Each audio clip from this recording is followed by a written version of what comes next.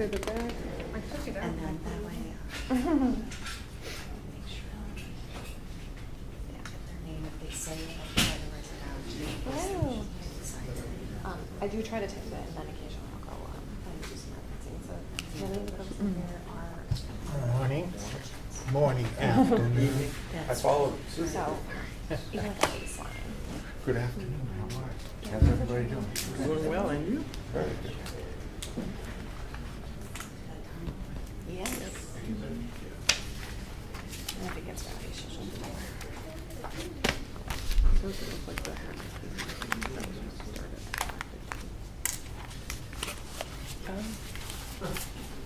Yeah, maybe they're gonna shut that.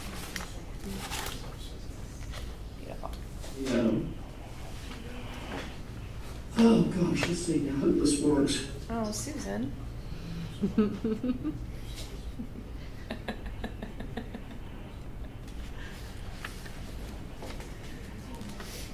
Okay. It's back there. Start. Being 5:30 p.m. Recording in progress.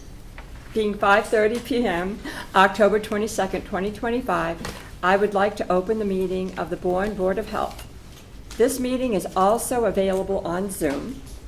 The Zoom chat is not monitored. Participants who wish to speak must raise the hand icon and wait until the chair asks them to unmute.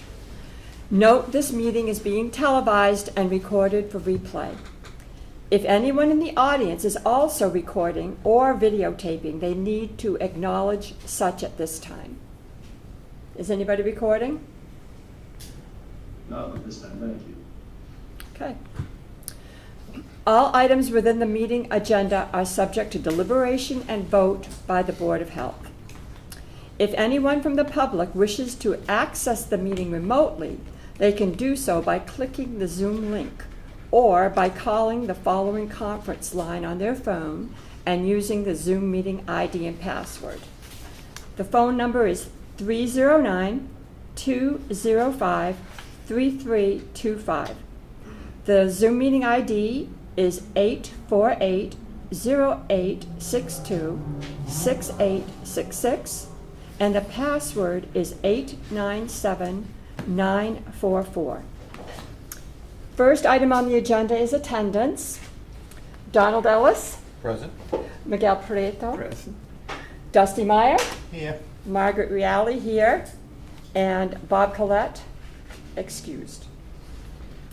Okay, now we're going to open the public meeting to amend regulations of the Bourne Board of Health restricting the sale of tobacco products to update to local policy decisions recommended by Massachusetts Association of Health Boards according to year 2025 model tobacco sales regulation pursuant to Massachusetts General Law Chapter 111, Section 31.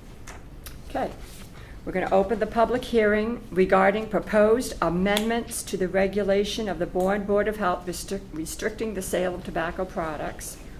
The purpose of these amendments is to strengthen protections for public health by further regulating the sale of tobacco and electronic nicotine delivery products, restricting flavored products, capping nicotine content in certain devices, prohibiting sales to persons under 21, limiting retail density, and establishing updated penalties and enforcement procedures. The public is invited to provide comment on the proposed amendments. When called upon, please step up to the lectern, speak into the mic, state your name and your address. Each speaker will be limited to 3 minutes to ensure all interested parties have an opportunity to be heard. We ask that comments should focus on the content of the regulation and its potential impact on public health and the community. Okay?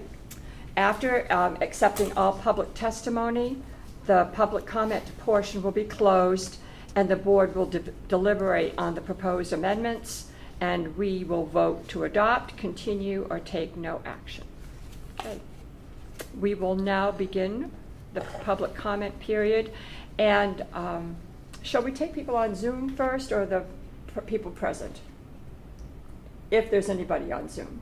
There are several people on Zoom, many who would like to speak, so that's your prerogative. Okay, well, we could start with the people physically present, just, don't let me forget about the people No on Zoom, worries. that's my concern. Okay, who would like to go first? Someone please step up to the podium.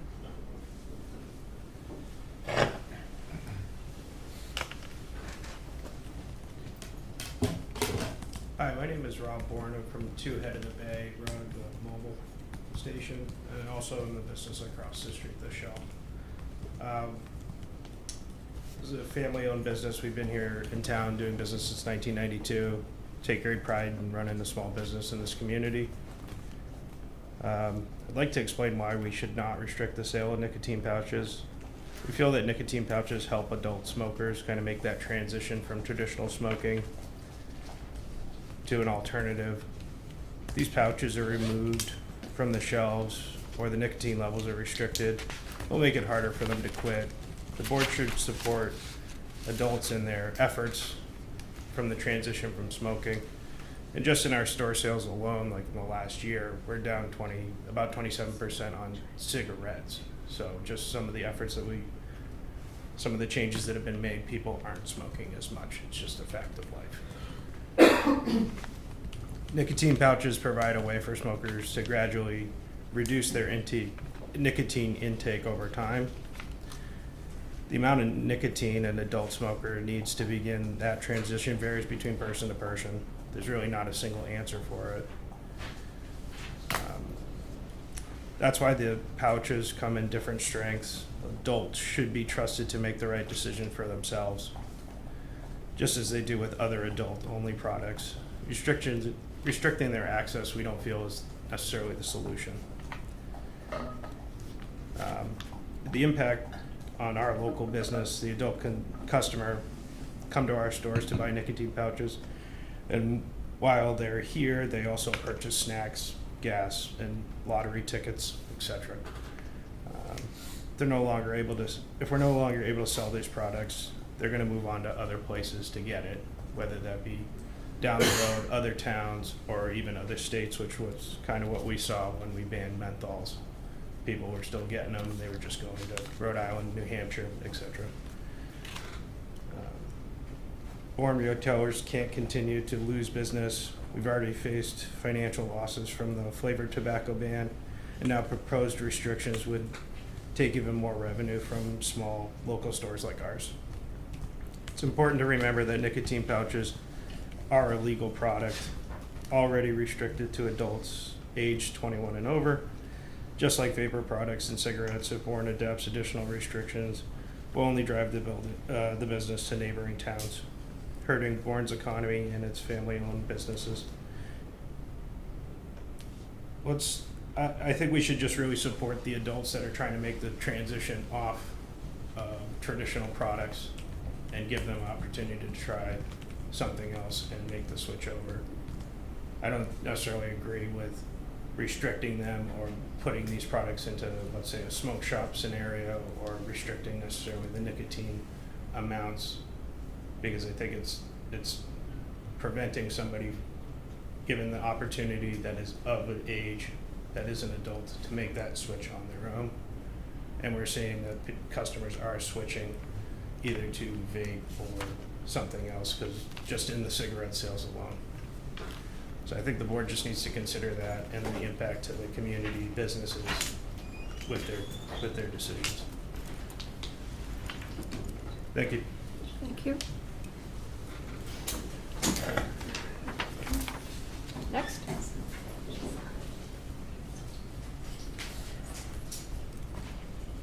Good evening, Paresh Patel, 5 Mission Lane. I just want to ask board, do you have my letter on a record? I sent an email yesterday.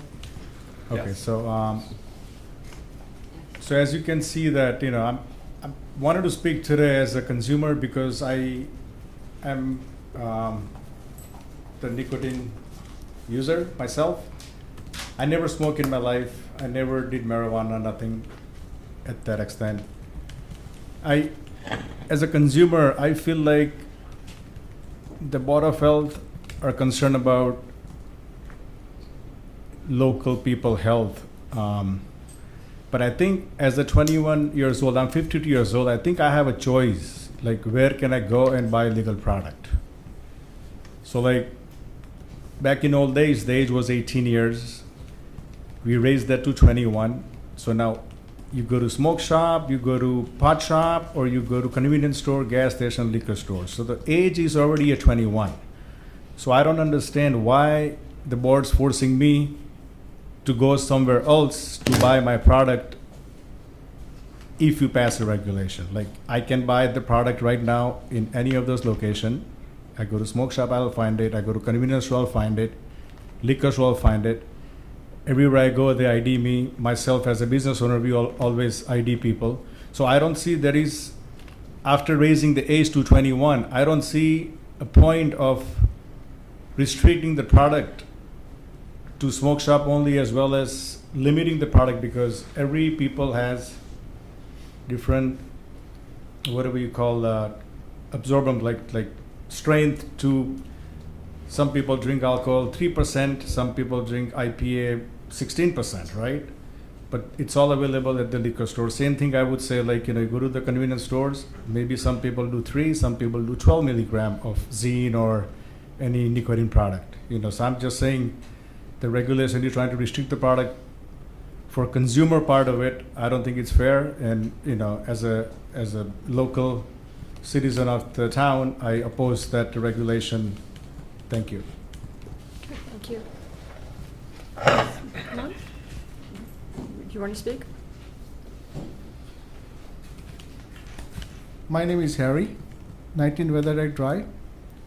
I just want to tell Board of Health, please don't make me go to buy my legal product to any other places. I wanted to buy the places that I want to go.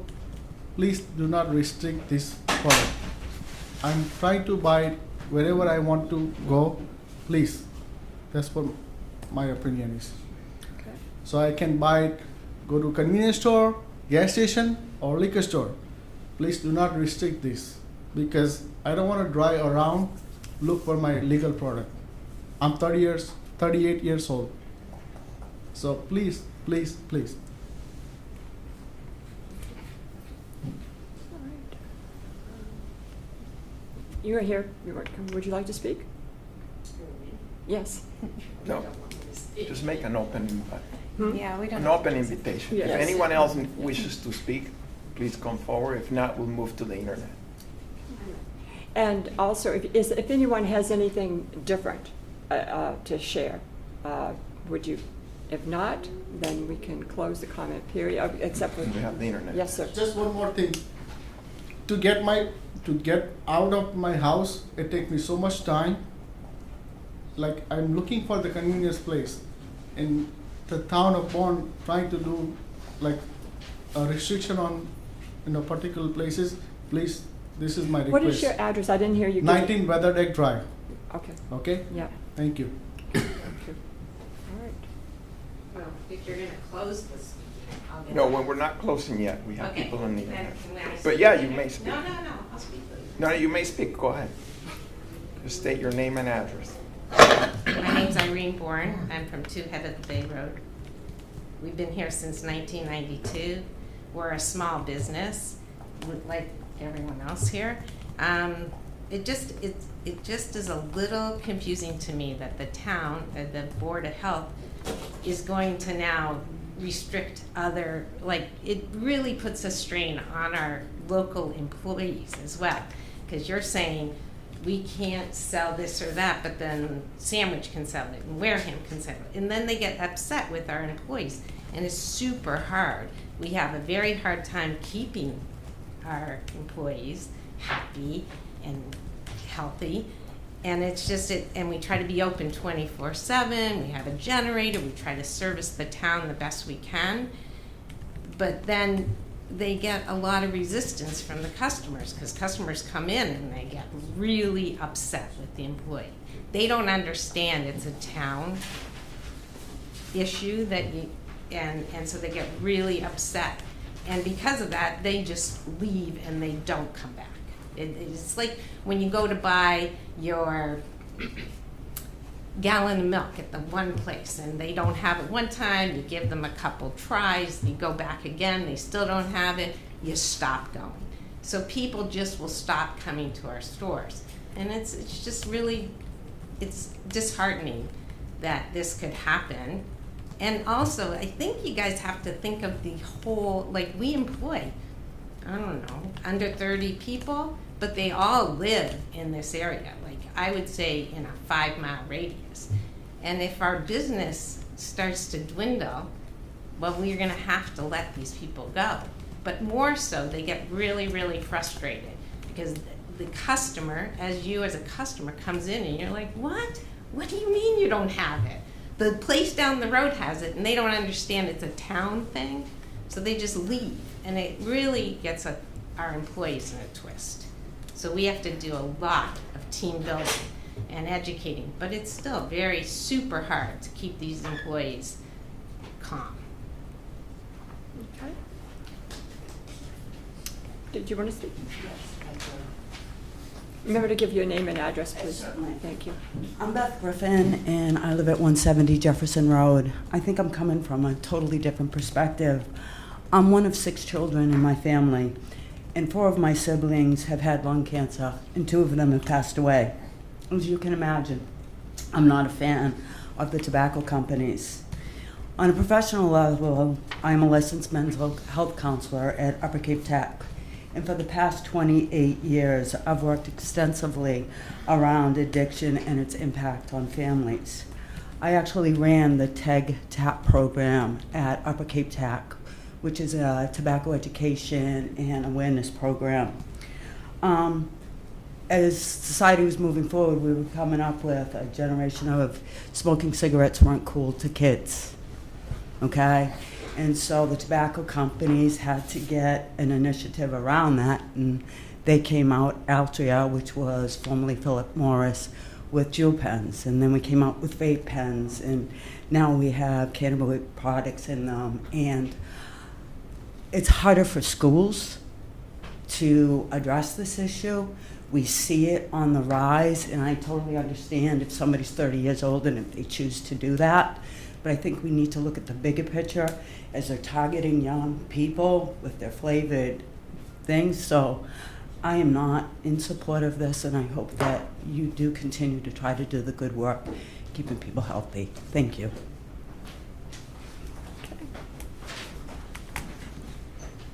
In answer to her, Could you state your name, please? my name is Michael. And your address? I live here in Bourne. I'd just like to leave it at that. Okay. In answer to her that nicotine is addictive, as she said, caffeine's addictive too, yet I don't see warning labels on coffee. I don't see anybody ever talking about coffee. And at the same time, the state of Massachusetts made marijuana legal. Now, I find it hard to connect the dots of what we're talking about. Convenience stores, roughly 30 to 35% of their total sales are tobacco related. Pretty difficult to make up that 35% if it's gone. These people, that's their jobs, that's their livelihoods. Without that, like Irene said, these people, where are they going to get a job? That's all I had to say. Anybody present that has anything different to add? Harry again, I tell my kids and I teach my kids what to do, what to not. It's once they turn 21, they have their own choice. And it's a legal product. So please, I request again.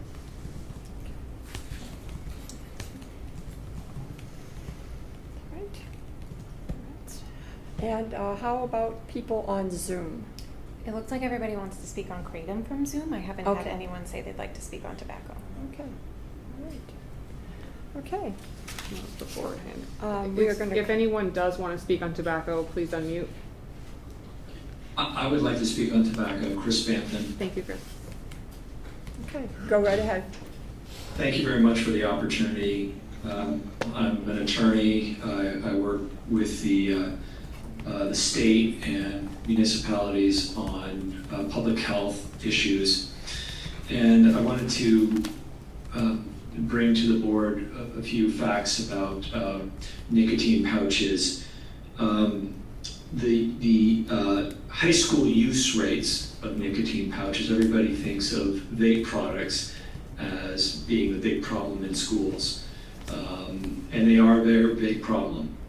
The current rate for vape products is nearly 20% in schools. That's everyday use. That's a very high level. It's growing for nicotine pouches. So for the rate of ever use amongst high school students, that is, they've tried it, from 2021 to 2023. And this is the Massachusetts Youth Health Surveillance System.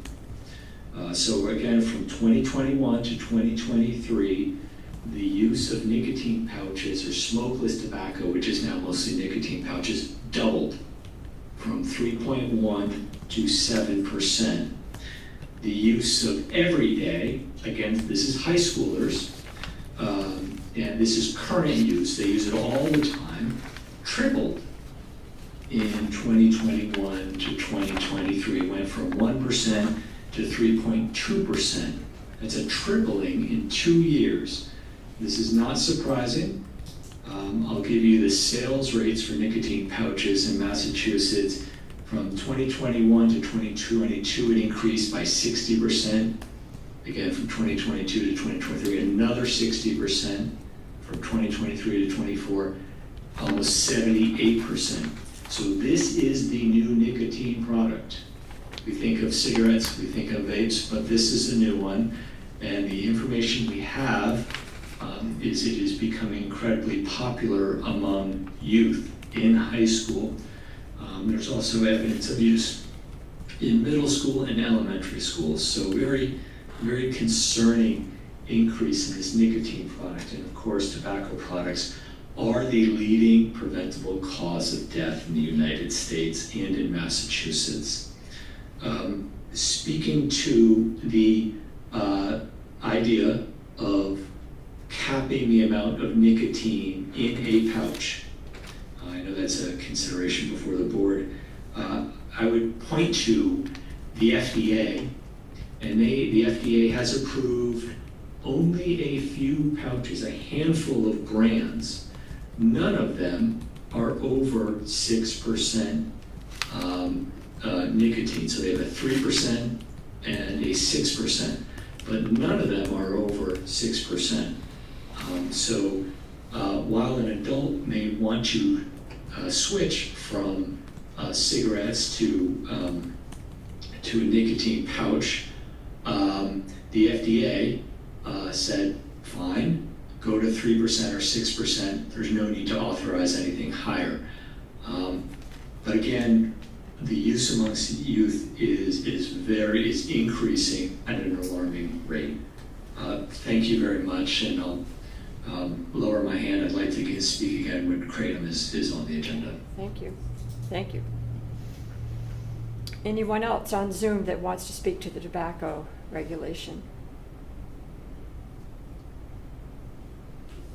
Okay. Yes, hello. Hello. What's your name? Hi, my name is K.B. Ray. I'm calling from the Shelford, Massachusetts State, 282 Main Street. I just heard the previous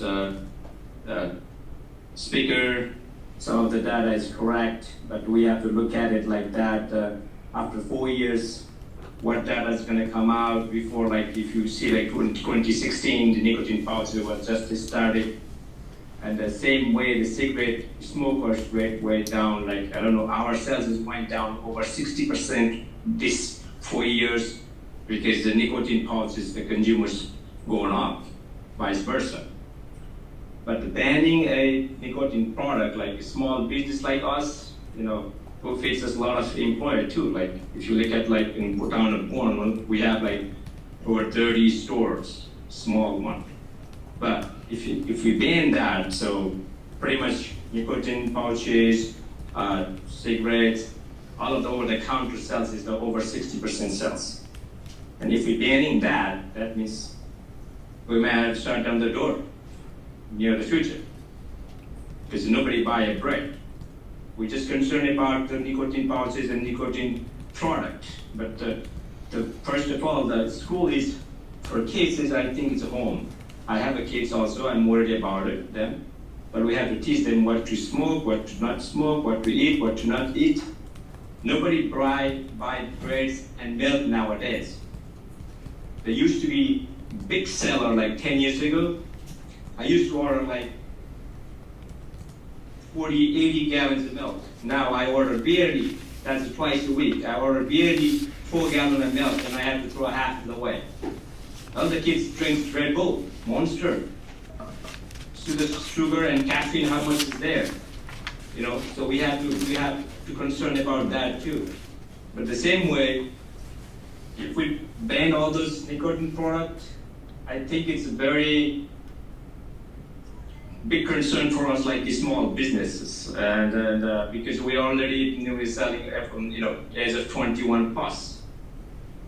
So we know about it. We're concerned about we don't want to sell we don't want to sell for minors, but if they get from our site at the same time, street market is if they want to smoke, they're gonna get anywhere, no problem. Every time I go outside and emptying the trash, there's a lot of menthol product there. So street market is booming. So we have to concern about that too, I think. At the same point, we agree the Board of Health, whatever they decided, but we have to think about our public and also our consumer also said, they don't want to travel to cross the bridge, they don't want to travel, cross the strait to get what they wanted. I think we have to, think about them also. Thank you very much. Thank you. Thank you. I just sort of clarify too, what's before the board right now is restricting the nicotine pouches to 6 milligrams or less, not banning them, but just to or to be sold only in adult-only retail shops. So that needs clarification. So what you're saying is that if you restrict it to 6 milligrams, yeah. Then, or if it goes more than 6, then they could be sold. They can't be sold. But but if you restrict it to 6, then they go into. I think this is what is confusing a lot of people. So if it's restricted to 6, whatever it is, and then you're saying that and putting it in adult-only stores. One or the other. There's different options we're discussing. So if I may, so this recommendation came from the Massachusetts Association for Health Boards, and the wording that they described was, they gave 2 options for wording. So one was to limit sale in Bourne totally to 6 milligrams or less. Right. Or to limit the sale of the packets over 6 milligrams in adult-only retail stores. So if you, I don't know enough about it, but if there was 9 milligrams, they would go to adult-only stores? If that's what the board wanted to do, So like an either-or situation, yeah. Mm-hmm. I guess. I think that is a little confusing for everybody, but I do think that you have to remember we are the gateway, like that I realize in high school and middle school and elementary school that these things are coming to the school. Well, so are gummies that are filled with cannabis. Mm-hmm. And I do somewhat think they might be coming from not us. I think they're coming from the home, from the neighbors, from the trunk of someone's car. But I think you have to believe that we're good business people. I think we all really work hard at it. So we're the gateway to prevent it from going into the school systems. I don't think that the school system kids are getting it from the local merchants. I really don't. But I think they're getting a lot online, like the vaping products that we found back in 2019. Kids were all getting it online because it wasn't regulated. So I think that is just something to really consider. Thank you. Okay. One thing. Well, we want to close public comment period? Is it- Anybody else on Zoom that would like to speak to the tobacco regulations? And then we'll discuss. Yeah, I would. This is Russ Salamoni calling in from Grey Gables Market. Yes. Go on. I'm not opposed to what we're trying to do. I certainly understand it. Tobacco for us isn't our bread and butter by any means, but it is a major part of the business, as you've heard from a lot of the other businesses here in town.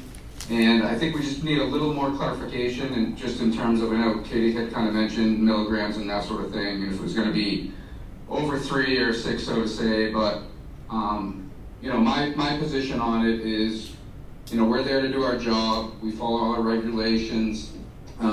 It's up to us to check IDs, and I feel restricting yet another product in this town that will drive people to other businesses in other towns. They're going to get their hands on it. I think we should just really think long and hard, before we put any bans on this sort of stuff. That's all I wanted to add. Thank you.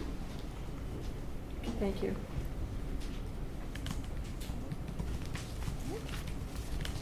All right. I'm now going to close the public comment portion, and we're going to move to the board discussion. We're going to deliberate on the proposed amendments to the regulation restricting the sale of tobacco products.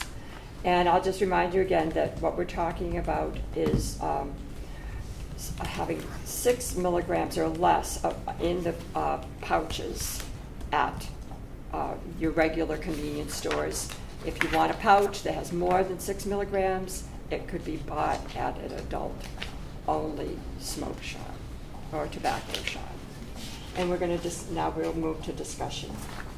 Anybody what would you like to say? Yeah, the age, what is the age to buy the pouches? 21. The lawyer that was on for the state there was giving us 70%, 60%. It started out and go up through. A high school kid isn't supposed to be buying this stuff to begin with. So the increase in sale that you're referencing was overall sales of nicotine pouches. He did reference that the use in schools from 2021 to 2023 doubled for people who had tried it at least once, and use every day tripled from 21 to 23 in 2 years for those who everyday use. See, what I'm trying to get at, how did that person under 21 get a hold of something like that? Yeah, Things we'll never know. That's like who buys beer for underage kids. All right, I understand that, and you can't stop it, but how can we hold a business person who sells these packets to people over 21 or over? What's he gonna do? Follow him down the street and make sure he doesn't give it, to kids? It's a catch-22 here. And someone brought up, and I totally agree with that person, we legalized marijuana in the state of Massachusetts. I read an article that says 1 marijuana cigarette is equal to 10 regular cigarettes on nicotine. But yet we allow that. We voted it in. It's a catch-22 as far as I'm concerned on this.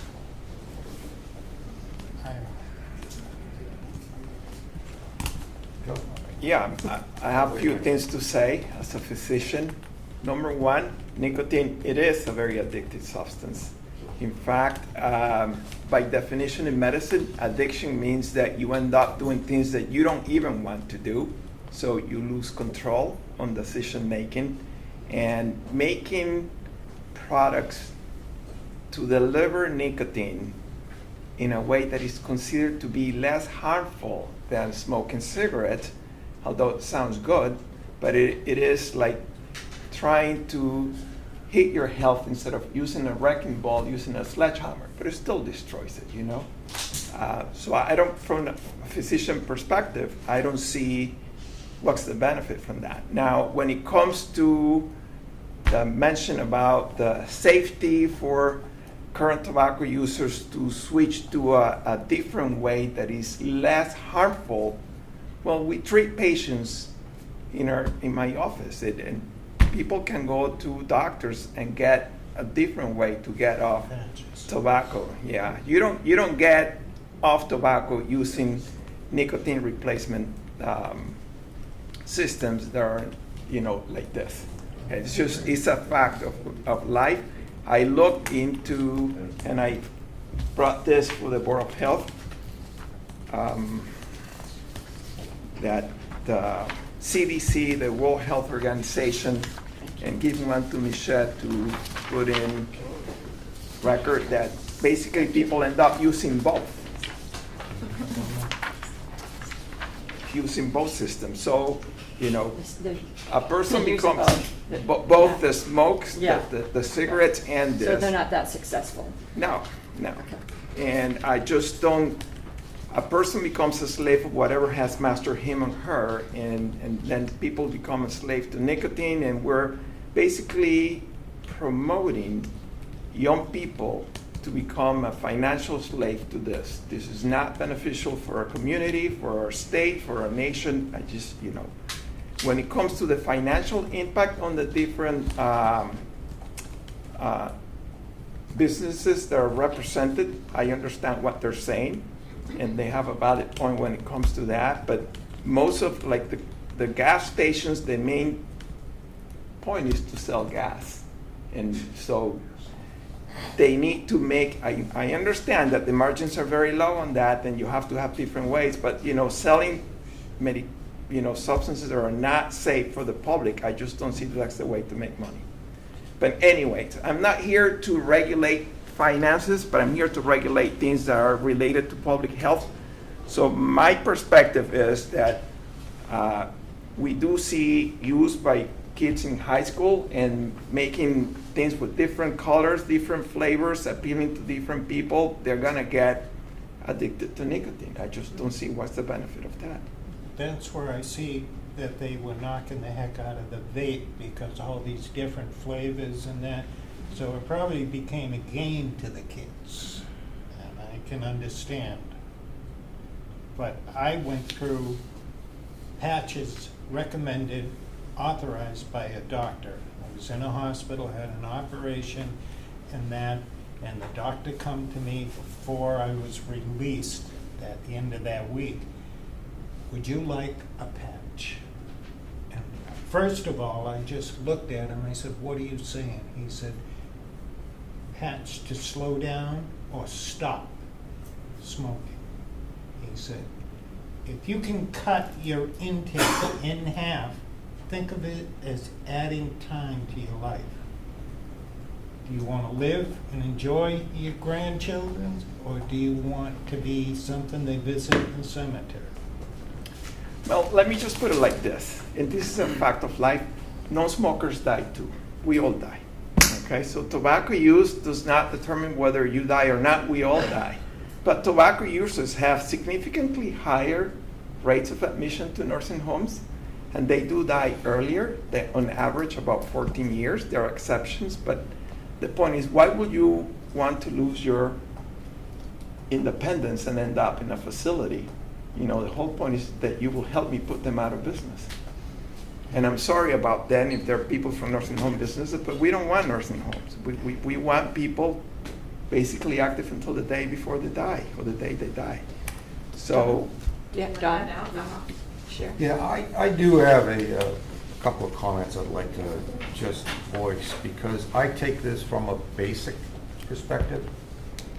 I served in the military, the Coast Guard for 6 years, and we in the service fought for the freedoms that we all have. And I believe in that.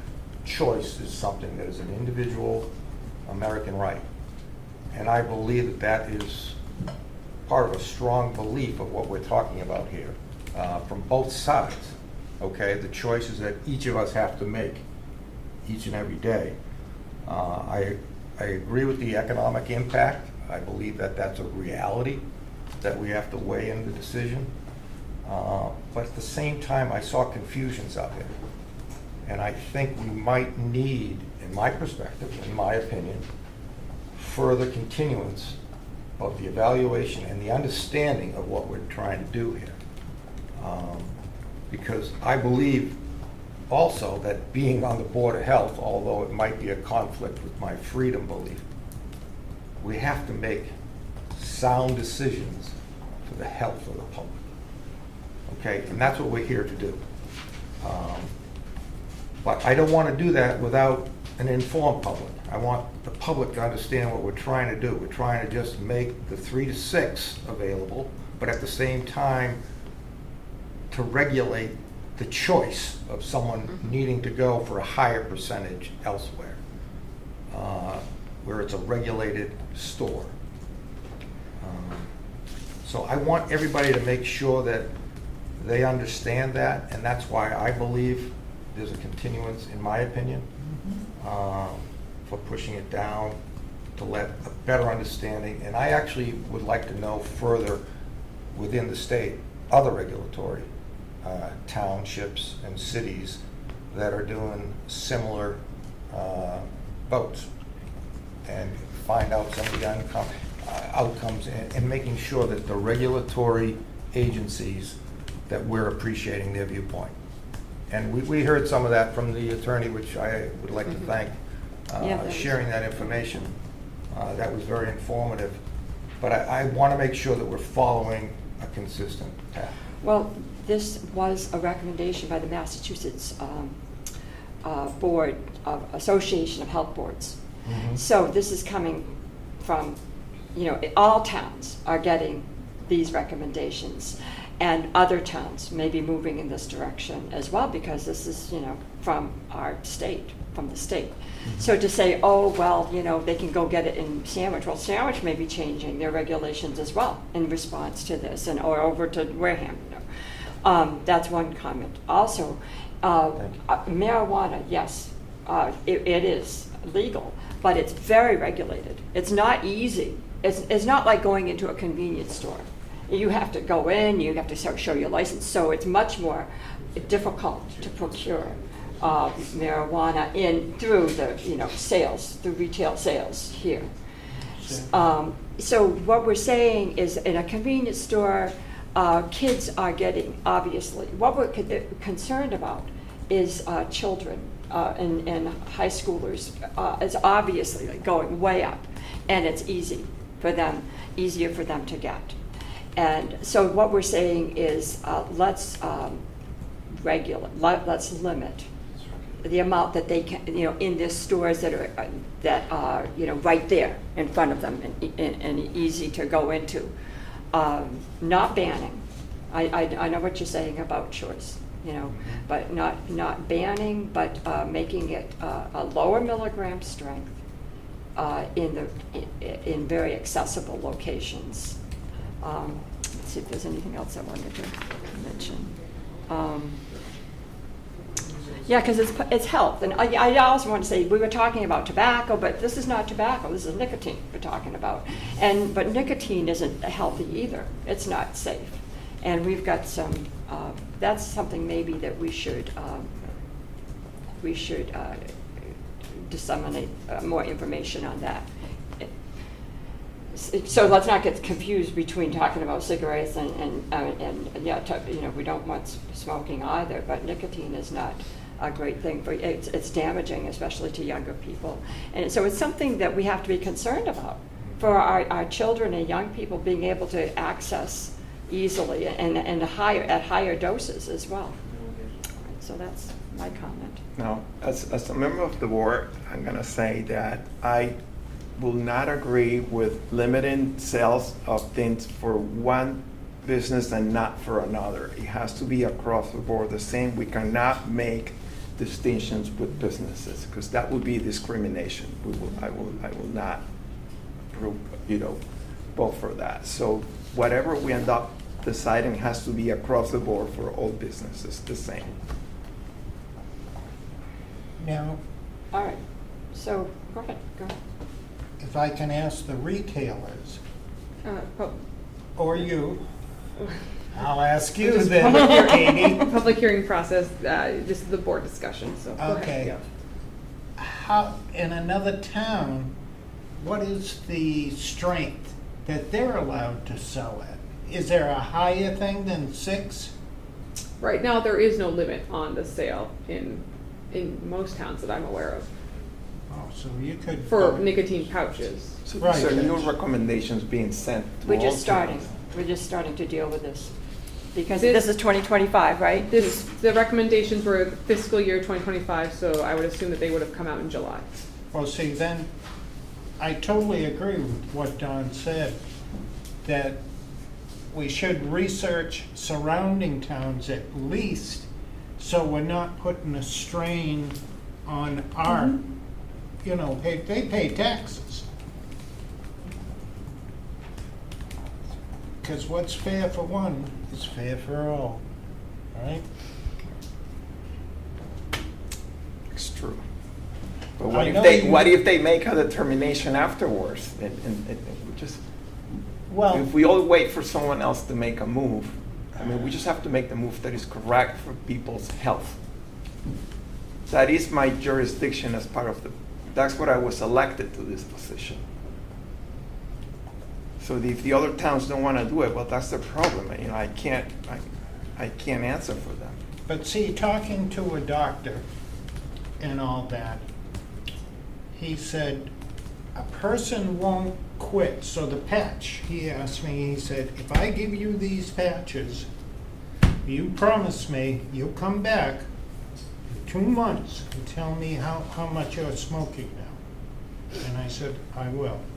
And my son was with me, so I had no other choice, because he goes home to his mother and tells her. And you know what I found?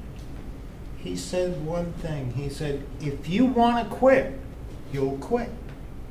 You just need a little nudge. That's true. And I was amazed how much I could cut right out. So, you know, the gentleman here was speaking who say they use it to not smoke. Well, I don't know what strength he's using, because that part wasn't brought up. I wasn't aware that they're stronger than 3, 6. Go on, no, you know, it can go high 100%, I guess. You know, if we see someone staggering going down the road, we'll know he's on a nicotine high. But I can see why kids take it, because you, in school, a teacher can't say something in your mouth. You haven't got a needle in your arm, you haven't got a blunt or whatever they call that. And I can see where that could be a problem. It's how they get it is the problem to me.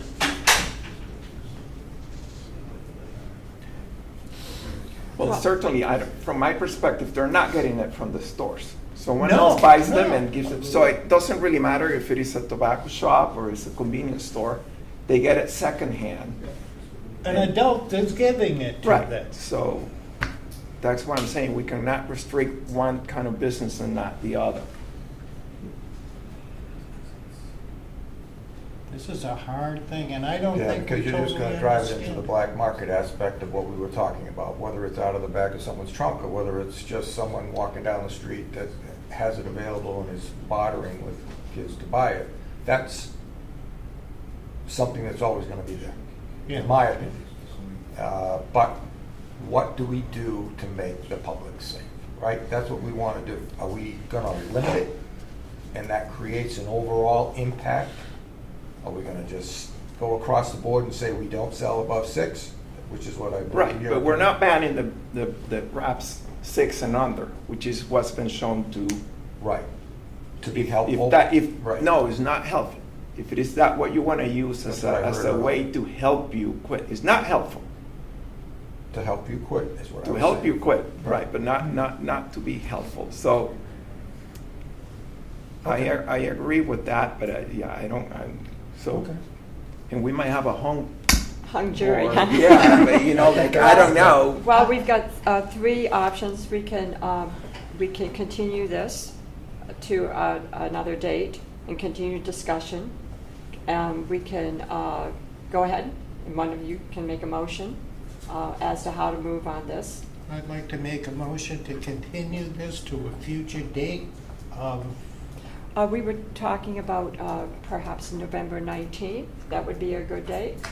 I asked Katie, she's not right here at the moment, but we're talking about, Katie, I would just want to check with you on a date, continuing this public hearing to November 19th. I think that was the date we thought might be a good day to continue to. Sure. My only comment would be, do you want to continue the public hearing as today, or do you want to close out today with no action and reopen so that the public could be heard again with any changes that you made? I believe it's my opinion that we keep it open to the public, because I would like to hear their understanding of what's being proposed, as well as I would like to give us enough time to find out the other surrounding towns and what their process or votes have been, and what they're currently doing. see, and the other thing, I think a lot of them are confused as I am. Mm-hmm. I mean, I see a lot of nods of heads and things like this, and it's, we gotta have more information. Okay. Okay. So, So. So what do you mean by more information? More information is, are the surrounding towns gonna do the same as us? Are they considering it? See, that's another important thing. If they're considering it, then I may go along with that. But if they just, no, let it go, you know, we want it to stay. I don't think, the popularity of smoking isn't what it used to be. And this is really related back to smoking.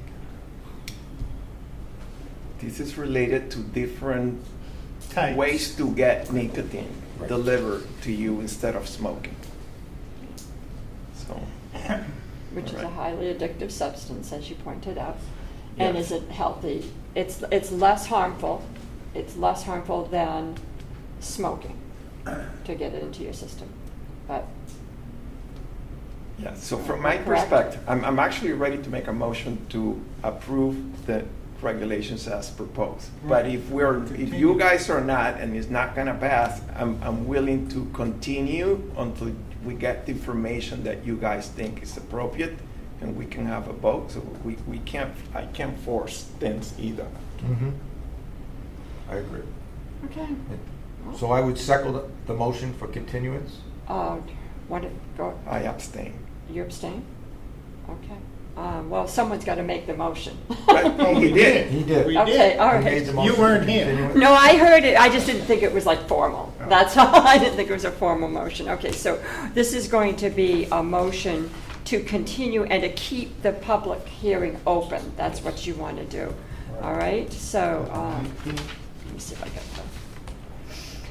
So, And to include further discussions and considerations for public towns in the surrounding area, throughout Massachusetts, as a matter of fact, just to see what, now, I don't know how much time we need to gather that information. I don't know if November 19th is that, that should be fine. okay. I'm going to read a formal, so I'm going to. Mark, that's That was, fine. was that a? That works, yep, Okay. so you're. All right, so now we're So going to you take a just have to vote. vote. Okay. So just to confirm, the motion is to continue and keep the public hearing open, continue to the 19th of November, to include further discussion and research on surrounding towns. Okay? Correct. And you- You're and you the s- last one to vote. We already did. You all He made the voted. motion, he Done. seconded, I Seconded. abstained. All right. He abstained? All right. So we'll just need a roll call vote for a public hearing. Yes, so Don, please vote. We need a roll call vote. I vote to continue. Okay. I abstain. I vote to continue. I vote to continue. That was just snuck right by me. It was a mutual vote. Okay, so now we're gonna move on to agenda item 3. And this is also a public hearing to propose a new Bourne Board of Health regulation prohibiting the manufacturing, sale, and distribution of synthetically derived cannabinoids and kratom pursuant to Massachusetts General Law, Chapter 111, Section 31. So the Bourne Board of Health will now open the public hearing regarding the proposed regulation titled Bourne Board of Health Regulation Prohibiting the Manufacturing, Sale, and Distribution of Synthetically Derived Cannabinoids and Kratom. The purpose of this regulation, as outlined in the draft, is to protect the health and safety of residents, particularly minors, by prohibiting the sale and distribution of synthetically derived cannabinoids, such as Delta-8 and Delta-10, as well as kratom products, within the town of Bourne. The public is invited to provide comment on the proposed regulation. When called upon, please come to the lectern, speak into the mic. Please state your name and address for the record. Comment should focus on the content of the regulation and its potential impact on public health. Each speaker is limited to 3 minutes to ensure everyone has an opportunity to be heard. We'll accept all testimony, then we'll close the comment portion, and then the board will deliberate just as we did the last time.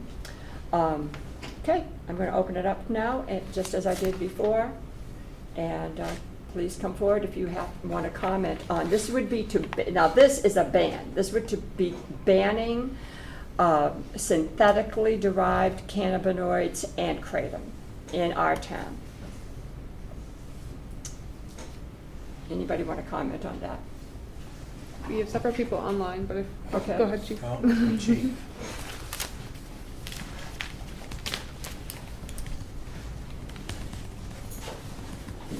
Evening. I'm Chief Brandon Easop. I'm also of Sagamore Beach. Okay. So our department has been on the front lines of the opioid epidemic for as long as I've been in the department, so that's 19 years now. And kratom is, I'm going to speak specifically to this kratom, very similar to the opioid side. It interacts with the opioid receptors in the brain, which can result in some serious repercussions for an individual. Overdose risk includes respiratory depression, seizures, coma, and death, and that's in cases of high doses and mixing with other substances. Oftentimes this kratom is unregulated and can be mixed or adulterated and contaminated. Youth and other vulnerable populations have easy access to this due to it being unregulated. Some statistics that I think are important for the board to be aware of are from January 1st of 2025 to July 31st, U.S. Poison Control Centers received 1,690 exposure reports involving kratom, which exceeds the entirety of 2024 totals. Of those exposures, 7-OH alone exposures account for 35% of serious health problems. 67% were required treatment in a healthcare facility. Also, according to the National Drug Early Warning System, from January 23 to April of 2025, 4,233 emergency medical services encounters involved kratom overdoses. I don't want to see this be the next opiate issue. We have seen way too many individuals in our community die in my 19 years in this department. Don't want to see it anymore. I applaud the board in making this move. I also have with me Detective and SRO Matt Wallers, who can speak a little bit more about the impact on youth in our community. Thank you, Chief. Thank you, Chief.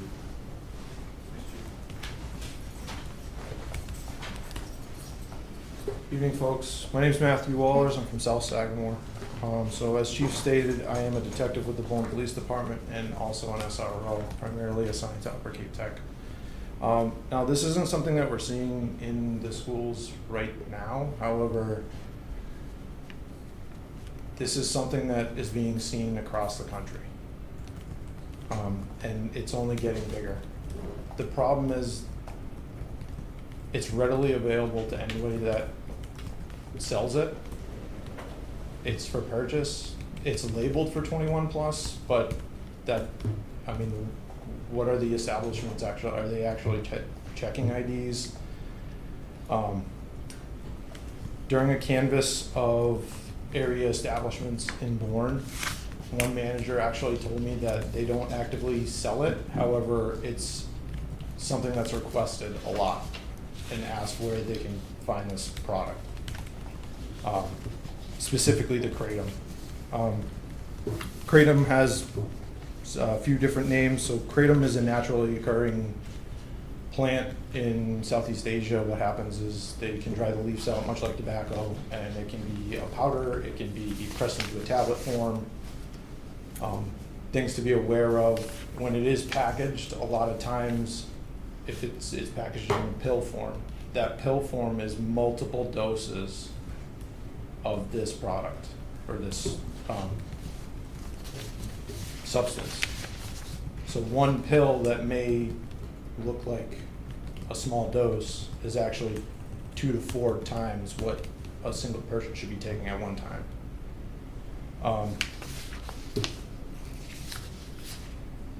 Some of the side effects, if used in small doses, it acts as a stimulant. If taken in large doses, it acts more like heroin or opioids. There's no research to suggest that Narcan or naloxone actually works to reverse the effects. Sometimes it does, and sometimes it doesn't.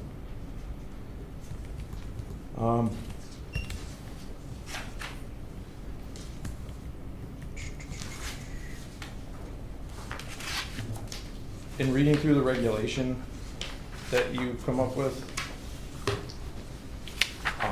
specifically, I think I understand the way it's worded now. However, I think it just needs to be made more clear. It says here the distribution of synthetically derived cannabinoids and kratom, and the way I read that is it's just kratom, which is a plant, and not the synthetically derived like 7-hydroxy or 7-OH. So I think moving synthetically derived to in front of kratom also, so reading distribution of synthetically derived cannabinoids and kratom and its derivatives or products, or synthetically derived cannabinoids and synthetically derived kratom. Because what happens is kratom actually has two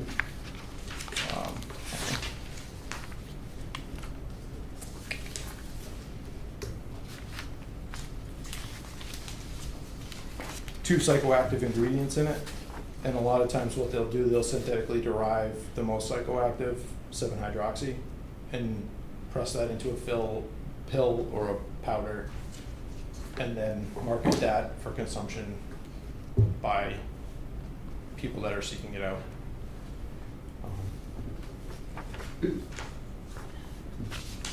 That's it. That's all I have. Thank you very much. Is it appropriate for me to ask a question? May I? Sure. Okay. And here in Bourne, where are you seeing this product being sold? Convenience stores. Okay. And is it? You said it's mostly in pills. Is it like come in candy? I've seen it in liquid dropper forms. So you take the top off, and it's got like a little plunger top. You take a drop or two. Okay.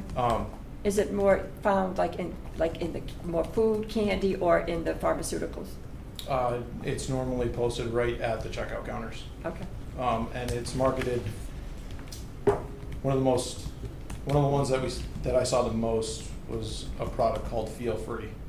So it's actually marketed to that like psychoactive release or that feeling of being free. Okay. Thank you. Thank you. Great.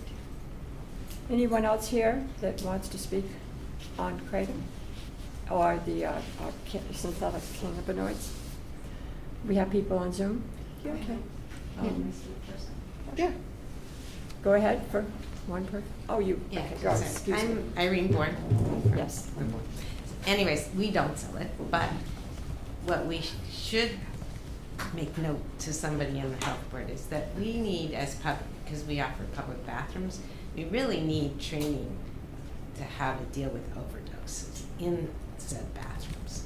And it would be great as a town, because I think other people have public bathrooms too. Mhm. Like, what should be the protocol that everyone should follow, so we're all following the same 911, you know, whatever it might be.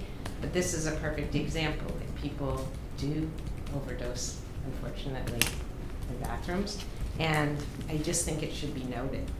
And this is a product that they might overdose, and maybe Narcan wouldn't help, but the fact of the matter is we should follow a consistent protocol.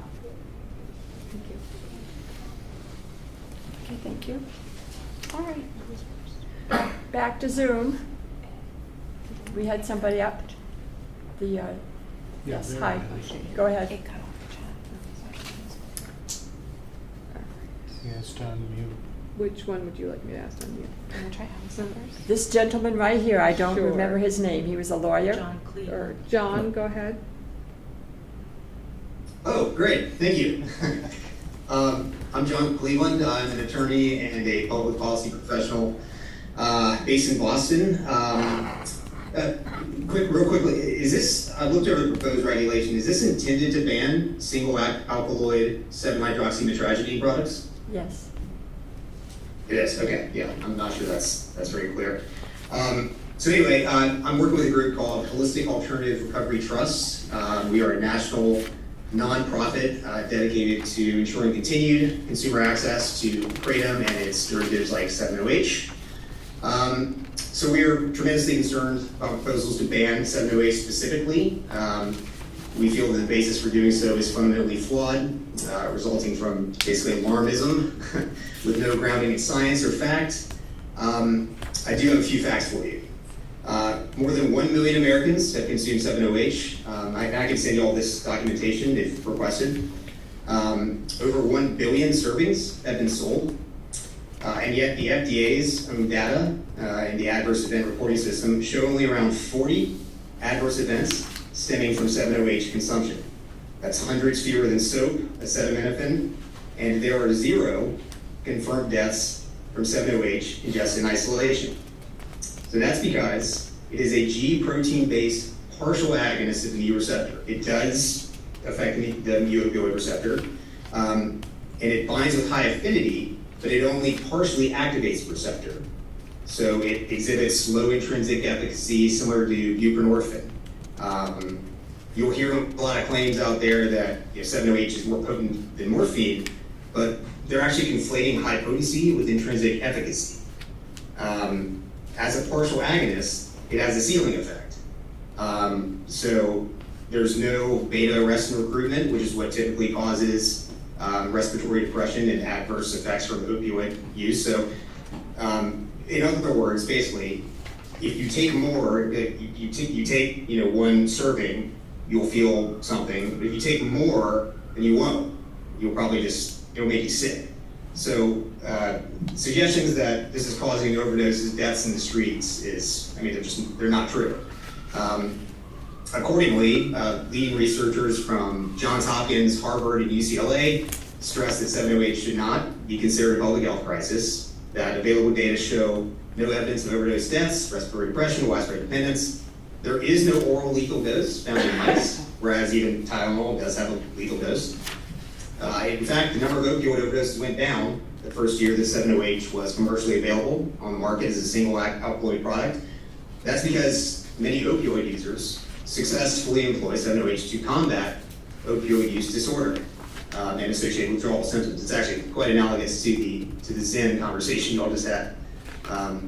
If 7-OH is not available, those consumers may simply turn back to more potent, dangerous, and unregulated options like fentanyl. So in an ideal scenario, kratom and 7-OH should be appropriately regulated within a carefully considered state framework and remain accessible for the many thousands of consumers who rely on them and consume them responsibly. We are advocating for such regulations. We want dosage limits, we want age restrictions for purchase, age gating in stores, require compliance with good manufacturing practices, testing, labeling requirements, truth in marketing. We want an evidence-driven path forward, focused on health.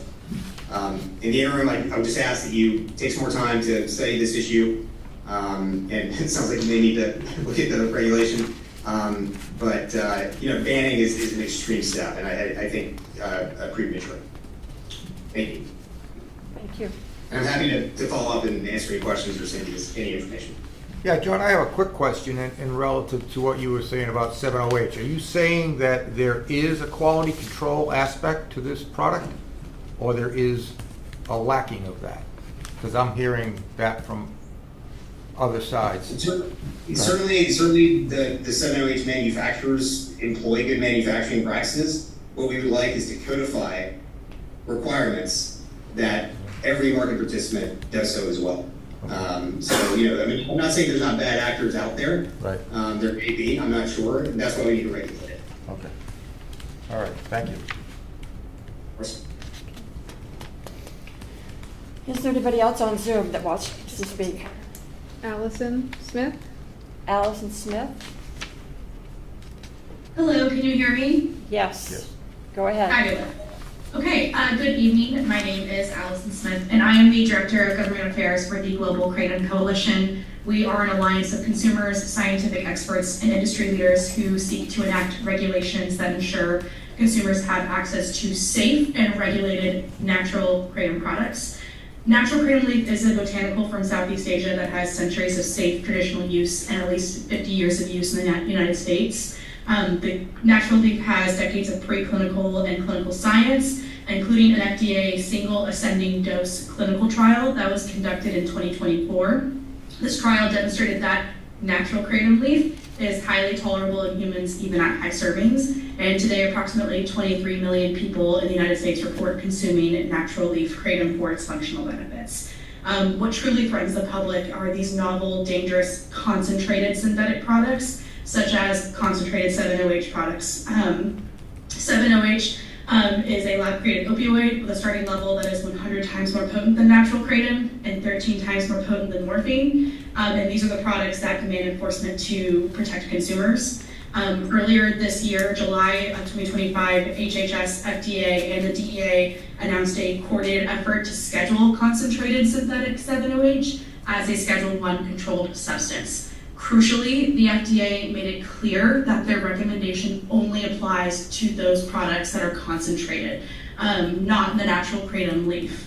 So we at the GKC, we support regulations such as the one that Northampton passed recently that banned concentrated synthetic 7OH while allowing, again, regulated adult access to natural kratom products. We encourage you guys to allow state and federal action to be enacted before looking at local regulations. However, if you feel the need to pursue action, we ask that you pass something similar to Northampton. So ultimately, please follow the lead of the FDA, who has rightly reconciled what the real concern is regarding, again, concentrated synthetic 7-hydroxymitragynine. And we urge you to protect access to natural kratom leaf products through local regulations such as age gating. Again, thank you guys for your concern. I welcome the opportunity to discuss this with you guys further, and I will yield back the rest of my time. Thank you. Anyone else? Heidi? Heidi? Hello. Hello. Hi, good evening. Thank you so much for allowing me to speak with you. My name is Dr. Heidi Sikora. I'm a retired nurse practitioner and healthcare executive.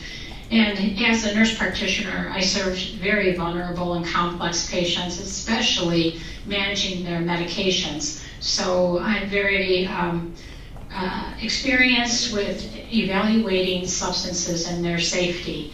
I have personally used whole leaf kratom for over 7 years to manage severe chronic pain from multiple rare conditions. And it has just been absolutely amazing in restoring my health. As a matter of fact, I don't even need to take it all the time now. I take it when I have episodic pain or I'm going to be very, very active. And it has allowed me to enjoy my grandchildren, and I've been able to put away my walker. So it has definitely been a great help. I've also seen it be so helpful for so many others that are suffering with severe chronic pain and PTSD, anxiety, and opioid withdrawal. So this is a complex decision that you're addressing, and I hear a lot of conflation between 7OH and the natural kratom leaf.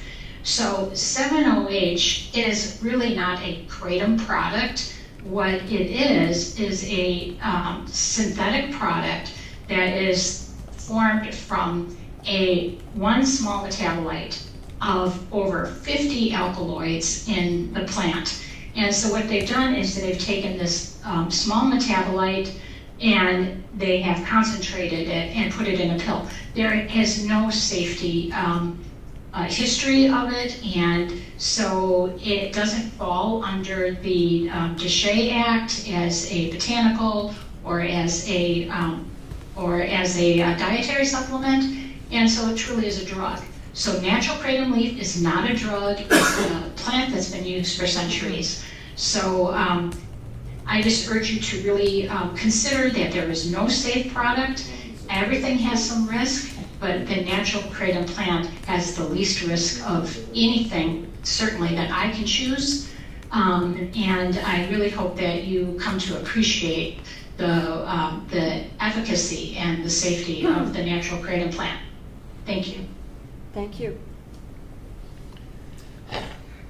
Laura Romney? Pardon me? Laura Romney? Laura Romney? Yes, I'm here. Okay. Can you hear me? Go ahead and speak, Great. please. Thank you. So my name is Laura Romney, and I'm the president of the International Plant and Herbal Alliance. But most importantly, I'm a patient that has a serious facial nerve disease called trigeminal neuralgia, which is often called a suicide disease. And I have been a kratom consumer for 8 years after suffering for 13 years from TN. I've tried everything to control my pain, including neurosurgery, 30 plus pharmaceuticals, and even a nerve stimulator implanted in my face. And I was, resigned to having to take opioids, but I was able to look for an alternative solution and found that kratom actually controlled my pain. It allowed me to be able to come off of my opioids, and I've never looked back. I have an amazing life now because of that, and I have now devoted my life to become a kratom educator. And I just want to encourage you that that you actually today consider banning 7-OH synthetic products and keeping kratom legal. Most importantly, we want regulations for kratom. Kratom is so critical because of the whole opiate epidemic. So many people that have pain do not have any options. Their opiates have been taken away or not allowed to be prescribed, and they just don't have any options. But regulated kratom is the answer, because you can pass regulations that that demand it's adult use only, properly labeled, so that I know you're concerned about children, so that packaging isn't appealable to children. And most importantly, you can include regulation on the amount of 7-OH allowed in the product. What should be banned and removed is from the store shelves is 7-OH. 7-OH is absolutely not natural kratom. In fact, 7-OH isn't even present in the actual leaf. It's until it's dry that it starts to form in very trace amounts. The Health and Human Services and FDA at their July 29th press conference strongly distinguished between the two. They said, we are not after natural plant kratom. We only want to schedule the 7-OH products. Since then, an 8-factor analysis has been conducted and published and given to the DEA. The actual recommendation from the FDA and this 8-factor analysis is that 7-OH does classify as a Schedule I drug. And so we're awaiting the decision of the DEA and EA to see what they're going to do on that. Again, I suggest you look into your smoke shops and your vape shops where this is sold, and I can guarantee you the majority of the product that's being shown on the shelves is 7-OH. 7-OH has been shown in animal studies that it does show respiratory depression, whereas kratom does not. So again, I want to remind you that I have sent you an email with a lot of education information. We've presented this education in several boards, so like Northampton and Fitchburg, and we've had a lot of great discussion where we can have open, questions answered. I just really encourage you to take advantage of that, and we'd love to present it at a future board meeting. But I just want to say, by regulating and not scheduling kratom, you're showing those that rely on kratom to treat their pain, anxiety, and even drug withdrawals that kratom that they truly matter. You have the power to keep all those people in your community that rely on it functioning and giving back to society. But thank you so much for letting me speak today. Appreciate it. Thank you very much. Okay. Is there anyone else? Susan? Susan, are you there? Yes, can you hear me? Yes, we can. Go ahead. My name is Susan Eppard, and I support banning all of kratom. My 22-year-old son, Matthew, died from whole leaf kratom powder, the least potent form of kratom available in the United States. Kratom caused him to have a seizure, go into cardiac arrest, and died. His toxicology showed he died from the toxic effects of metragine, an alkaloid found only in kratom. He had no prescription drugs, no street drugs, nor alcohol in his system when he died. His autopsy showed he had no underlying health conditions. My son did not die from 7-OH, as 7-OH was only unleashed onto the market in 2023, and my son died in 2021. The first person to speak here on Zoom regarding kratom said there have been no recorded deaths from 7-OH. Matthew thought kratom was a great drug for energy. He had no idea how addictive it was, nor did he believe that it would kill him.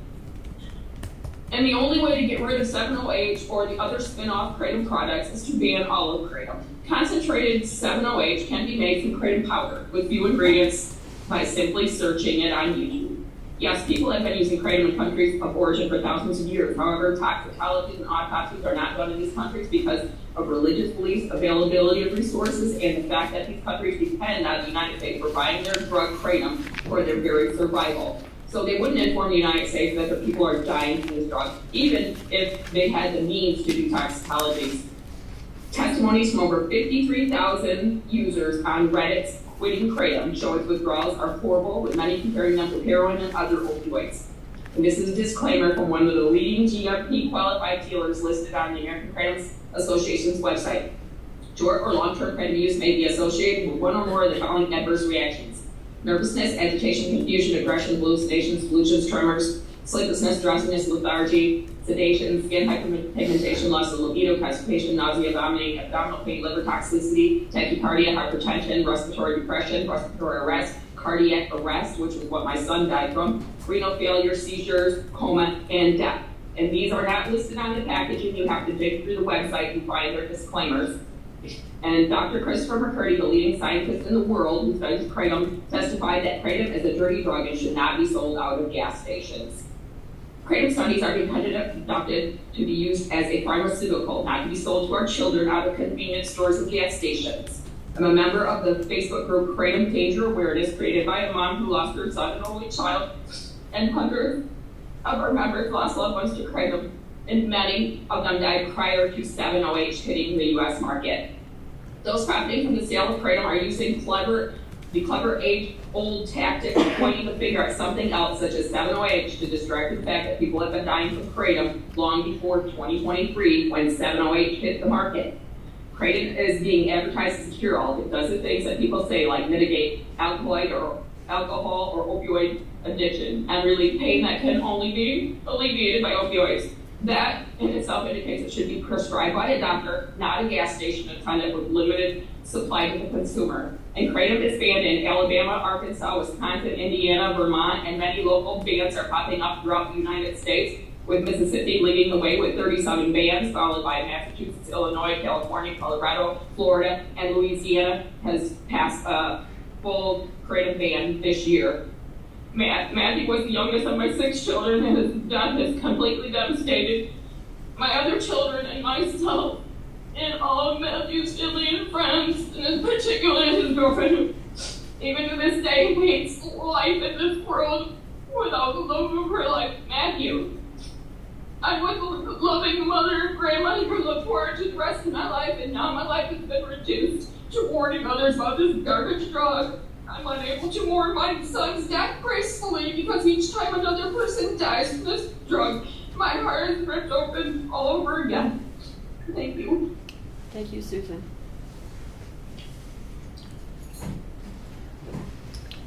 Is there anyone else? Misty Brown. Did you say Lucy? Misty. Missy Brown, please. Are you there, Missy? I am. Can you hear me? Yes, we can. Hi, my name is Misty Brown, and I am a loud and proud Kratom consumer advocate activist from Colorado, and it is not banned in my state. We actually passed the Kratom Consumer Protection Act, which Massachusetts is also looking at. Keep that in mind. I also want to preface this and say that I am not a paid advocate. I'm not even paid on my social media platforms. Just like you guys are looking at synthetic cannabinoids, we don't call that cannabis. Synthetic 7-OH is not kratom. The dirty drug comment that Dr. Christopher McCurdy made was talking about pharmacology-wise, meaning it hits, kratom hits multiple receptor sites. It's pharmacology talk. I would like to read y'all my testimony.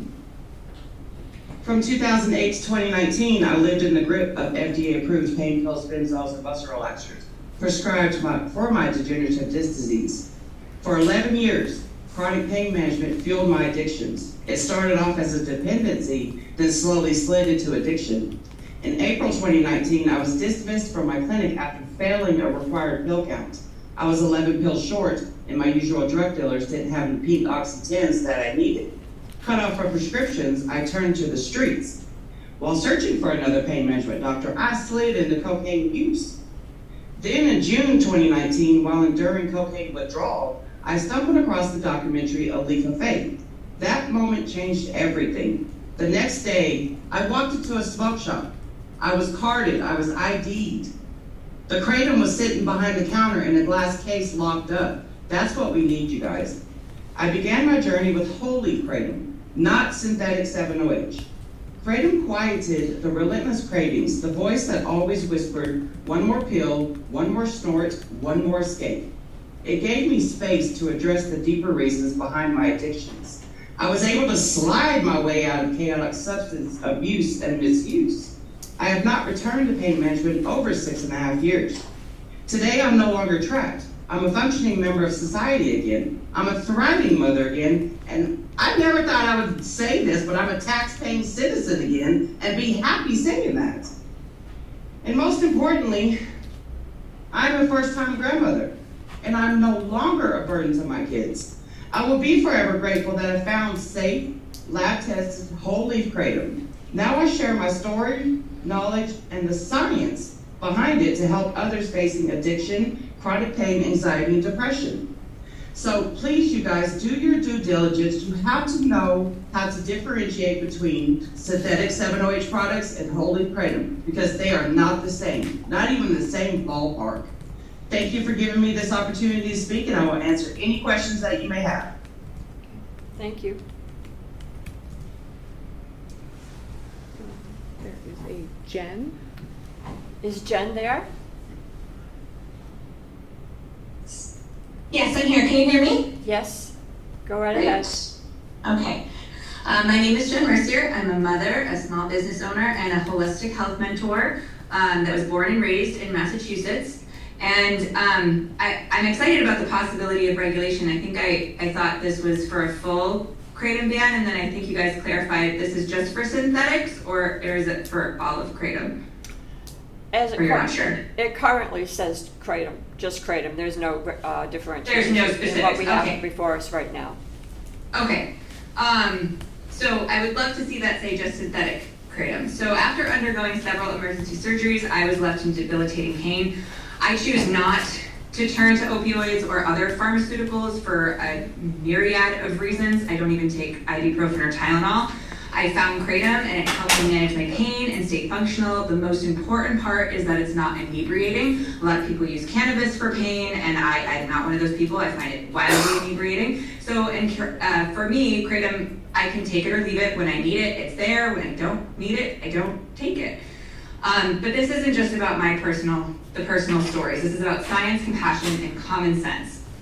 There are countless doctors, world-renowned experts like Dr. Marilyn Hustis, Dr. Christopher McCurdy, Dr. Jack Henningfield have testified about kratom's therapeutic potential. And yes, I do, Christopher McCurdy did say it shouldn't be in gas stations, and I agree with that. I would love to see it in dispensaries, at the very least at smoke shops with an age gateway. Personally, I think it should be in health food stores where people can get the education and they can ask about it just like any other supplement. So these respected researchers in toxicology, pharmacology, and addiction medicine, their findings across the board, there's actually over 450 scientific studies that kratom can offer relief from chronic pain, anxiety, and even help in opioid withdrawal. And it has a much lower risk profile than prescription drugs. It does not cause respiratory depression. I actually wrote a position paper on kratom versus mat therapy, which mat therapy, of course, has its place and is amazing and saves lives, but so does kratom. The World Health Organization has a 64-page peer-reviewed comprehensive report. They concluded that there's no evidence that kratom causes widespread harm or death when used responsibly. In fact, on page 39 of the report, it clearly states that kratom was not a causal factor in most associated deaths, and just rather an incidental finding. Of course, regulation just makes sense here. Quality control, education, appropriate labeling. Many states, as Misty has brought up, have adopted the KCPA. Northampton has a great municipality ordinance, which I think is kind of maybe the framework that you could possibly look into using. Laura from the AKA is on here, so she is more than willing to help with wording on that. I have also participated in the educations. I am not a paid advocate. I'm just doing this out of the love of belief and freedom and bodily autonomy. So I really hope that you listen to the science, not fear. Regulate responsibly. And again, I'm happy to answer any questions or participate in the educational meeting if your board is open. And I thank you so much for listening to all of us. And I just want to say thank you for giving us our full 3 minutes. A lot of boards don't do that, so thank you. Thank you. Does anybody on the board want to ask anybody questions that have been speaking? Any questions? No. The chief has a answer. Would you like to address someone on Zoom? I just want to follow up with some, is that possible? Yes, I just want to see, is there anybody else waiting on Zoom? Several. Okay. Is there anybody else on Zoom that has something of new information to share that hasn't already been shared? Yes, how are you doing? What, can you state your name, please? Yes. Go ahead. Hello? Hello? Yes, could you state your name? Sure, my name is Holly Sherville. Oh, yes, okay. And Go ahead. I am actually from Drayton, Massachusetts. And I did write into, but I am calling because my son also died from a trigenine toxicity on February of 2024. He was my best friend and the most loved and important person in my life. So many people are unaware that kratom poses health risks and can also become addictive. Kratom is a product that affects every walk of life and it doesn't discriminate against age, gender, or race. It is marketed and sold as an energy supplement booster, pain reliever, and mood booster in many convenience stores and vape shops. There is no oversight whatsoever. It is made up of the 2 chemical components, metragenine and 7-hydroxymetragenine. Advocates are going to say if there's less than 2%, it's safe. However, when drinking metragenine, it breaks down into the liver, specifically the enzyme CYP3A4, and some of that's converted into 7-OH. The more metragenine you consume, the more it turns into 7-OH. So its formation in the liver is crucial for producing the plant's opioid-like effects. Therefore, the ability to get addicted solely from metragenine is a reality. Unless plucked from the tree itself, you cannot guarantee that kratom has not been altered in any way in its journey here. You cannot have the kratom leaf without 7-OH. Synthetic 7-OH did not even hit the market till late 2023. The FDA still blocks the import of all kratom. The majority of deaths are people over 21 years old. And I know I heard one of the officers speaking there about feel free. Well, Botanic Tonics, who produces Feel Free, just agreed to an $8.75 million settlement, and they have to put on their product labels, warning this product contains leaf kratom, which can become habit-forming and cause serious adverse health effects. Consider avoiding these products if you have a history of substance abuse. Aren't these companies saying they're not addictive? There are new suits coming out every day in regards to kratom. The cause of death on my son's death certificate was metragenine toxicity solely, and it was ruled just an accident. There was no secondary cause and no underlying medical issues. And I just want to speak as being from Massachusetts, Lowell, Drayton, Chelmsford, Kingston, Marlborough, Belchertown, Billerica, Canton, and Northampton have banned kratom. 4 in the last 10 days. And I'd like to tell you about Northampton, where a couple people have said they banned 7-0-H. As of last week, they changed that, and as of November 1st, they're banning all kratom. So every town so far has banned kratom in Massachusetts. I also have met with the chief of police in Littleton, Mass, because he reached out to me late August because his brother-in-law overdosed from kratom but lived, and he wants to ban it in his city as well. I'm an educator for 20 years in Massachusetts, a high school teacher, and you can see which way Massachusetts is going. And I also hear that they say, well, Massachusetts is looking for the KCPA. Actually, there are 2 other bills looking to ban it. One written from a Lowell, Massachusetts senator that just passed away, Edward Kennedy, and one written by Colleen Gary, who is in Drake and Methuen, and that is to have it banned or controlled substance. So I just want to make sure that you also realize that Mass General Law says that the right to engage in business yields paramount to the government's duty to protect the public. The lack of information, warnings, and general ease of access to vulnerable populations shows a need for the Board of Health to ban this product. Lastly, and most importantly, there are so many pro-advocates who are saying kratom has saved their lives and decreased or stopped their pain. But to date, I have, and you will not, and you will never have found so far to date, written from one medical doctor that says kratom has saved a life. Yet I have written proof from one medical doctor that says kratom took my son's life. All of kratom needs to be banned. Thank you very much. Thank you. Is there... Hi, this is Greg Gately. Can I speak? Go ahead. Hi, my name is Greg Gately. I'm a resident in Nashua, New Hampshire. I have a business there, and I also have a business in Worcester, Massachusetts. So I'm the only person in these 2 states, actually in all of New England, that serves kratom tea to the public. And I'm here to, I thank you for having us and being able to discuss this for starters. Very, very hard to hear, sons' lives being, ended too early. In 2019, my brother, Jack, he's my age now, passed away from alcohol. It was his choosings to do that, but if we're to go and point our fingers at substances that take people out, I think that alcohol should be on the top of the list, not just cherry pick. Kratom does help people, hundreds of thousands of people on a daily basis. I've served it to thousands and thousands of people over the past 4 years since I've been in business, and not one person has ever came to me saying any type of sickness, illness, or even addictive properties that they have.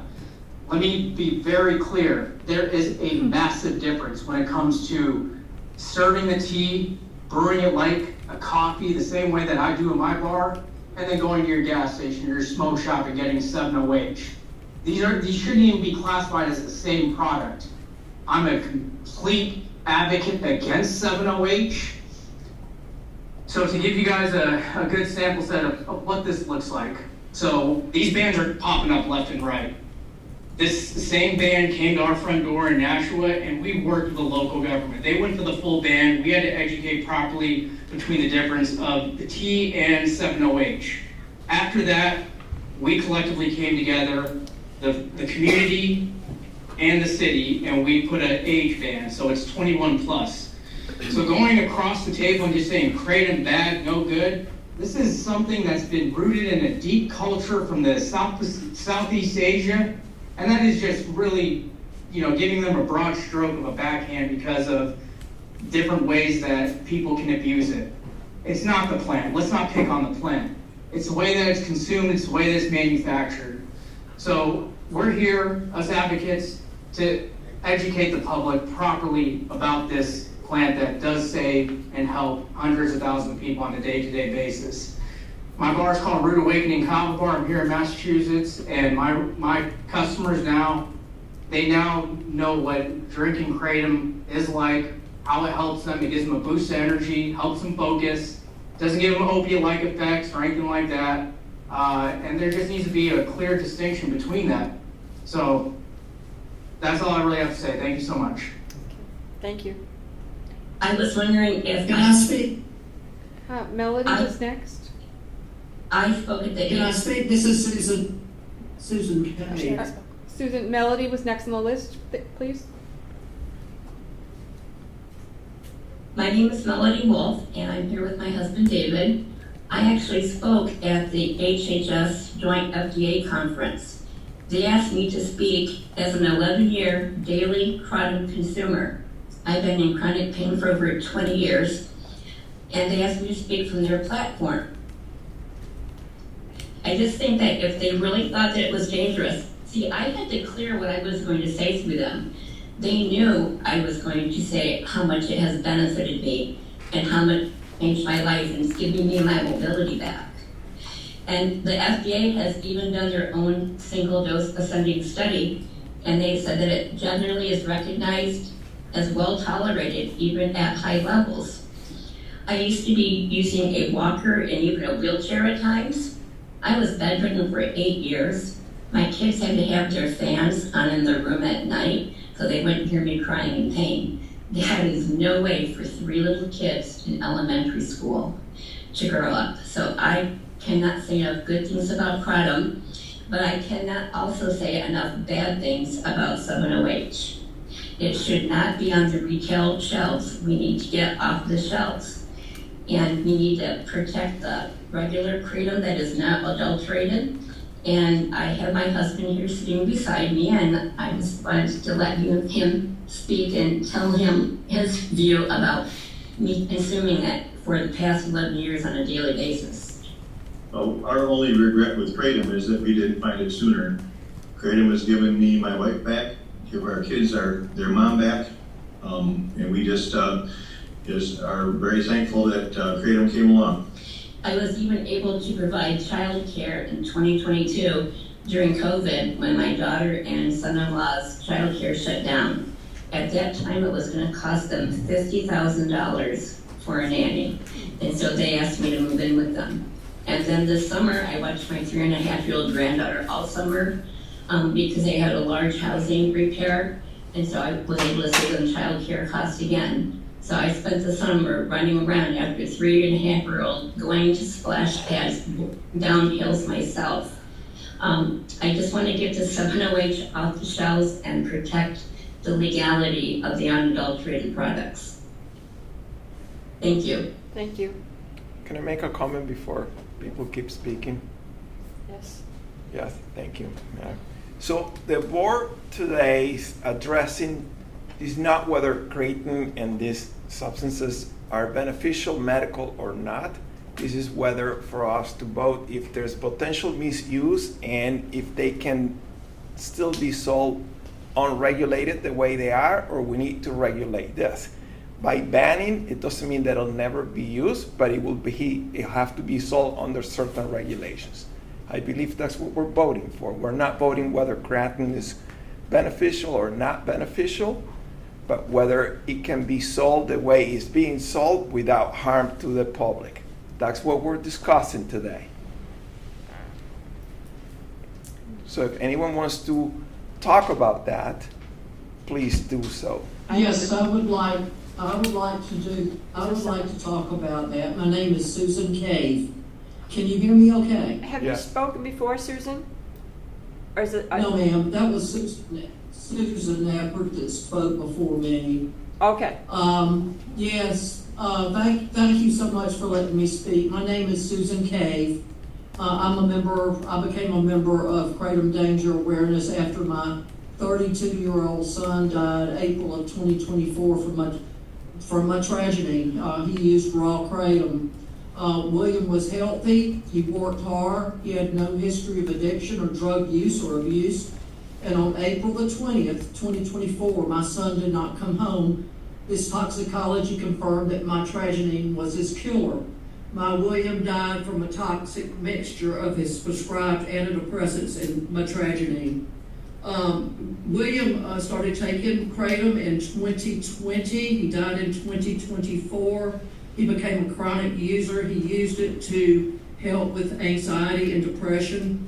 And he also took medicines prescribed by the doctor for anxiety and depression. That was Prozac and Celexa. So he was just collapsed. He just collapsed. And by the time they got to him, he was gone. And on April the 20th, 2024, my son did not come home. So right now, since he died, I've become an advocate for kratom to be banned and all things made from kratom banned. And I want to talk to you now about why kratom regulation won't work.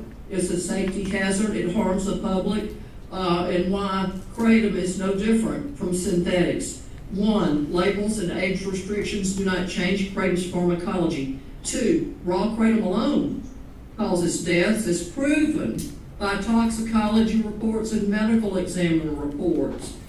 3, there are over 40 alkaloids in raw kratom and still not a complete understanding of the 2 main ones, which are mitragynine and 7-hydroxymitragynine. 4, the kratom plant and products made from kratom are extremely variable in their makeup. Every leaf is different depending on where it's grown overseas, the environmental growing conditions, how it's harvested, how long it's cured, how long it's allowed to ferment, and the manufacturer's processing technique. 5, mitragynine found in the kratom leaf is, somebody else said this, but I'm going to repeat it. It's metabolized naturally inside the body into 7-hydroxymitragynine.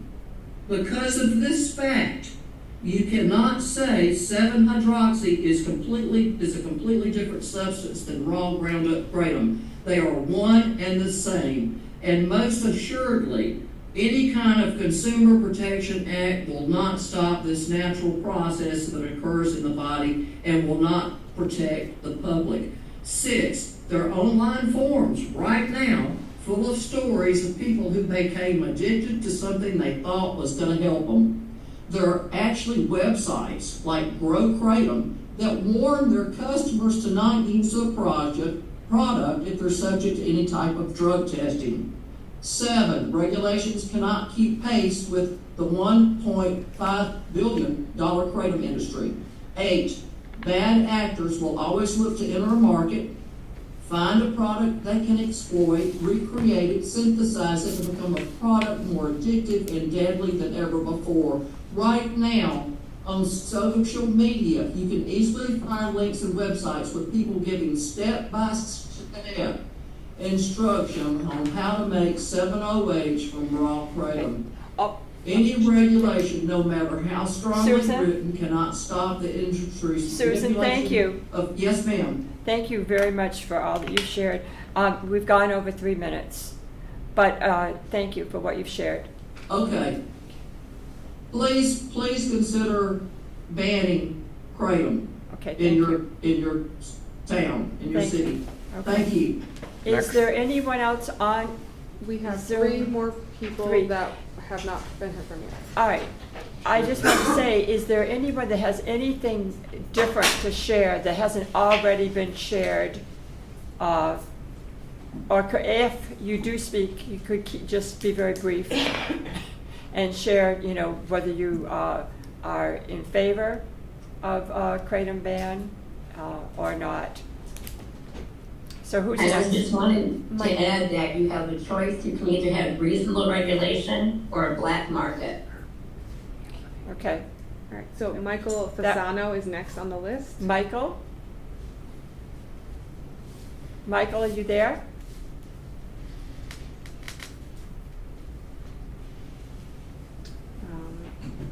After Michael, we have Venus. Venus, are you there? Hi, can you hear me? Yes, we can. Thank you, and thank you for taking my testimony. I don't want kratom banned, and I'm here to urge you to keep kratom legal and regulated. Not just for me, but for the countless others who rely on it. In 2000, my life was turned upside down by an FDA-approved medication that caused kidney stones and relentless pain. For 17 years, I fought to prove my pain was real and was labeled a drug addict, subjected to unnecessary surgeries, including a hysterectomy, and even placed in rehab. No one believed me and no one would help me. Until 8.5 years ago when I discovered Plain Meat Kratom, a simple tea that changed everything. I found a responsible vendor in New Jersey, and when my first package arrived, I didn't expect much, but the relief was immediate, better than anything I'd experienced in nearly 2 decades. With Plain Meat Kratom tea, I was finally able to undergo a 3-hour surgery that proved my pain was real. Severe adhesions had caused my internal organs to fuse together. And even afterwards, it was Plain Meat Kratom, not prescription medicine, that helped me heal. And even in the hospital, I had them remove my IV. I drank my tea, and it worked better. I got out of the bed and reclaimed my life. For the past 8.5 years, Plain Meat Kratom tea and cannabis has been my only source of pain relief, and it's all I've needed. I don't crave it. I don't chase a high. I'm clear-minded, functional, and present in my daily life. I'm able to be a nana, a mother, a sister, a daughter, a wife, and a friend again. This is the truth about Plain Meat Kratom. It's just crushed leaf. It has a built-in safety mechanism. If you take too much, you don't die. You simply throw it back up. Unlike opioids, it does not depress the respiratory system. It has a ceiling effect. No matter how much you take, Plain Meat Kratom will not get you high, and it won't get you any stronger pain relief beyond a certain point. Responsible use gives the best results. Plain Meat Kratom consumers are ordinary people, parents, veterans, nurses, teachers, quietly living their lives. They aren't looking for trouble, they're making memories.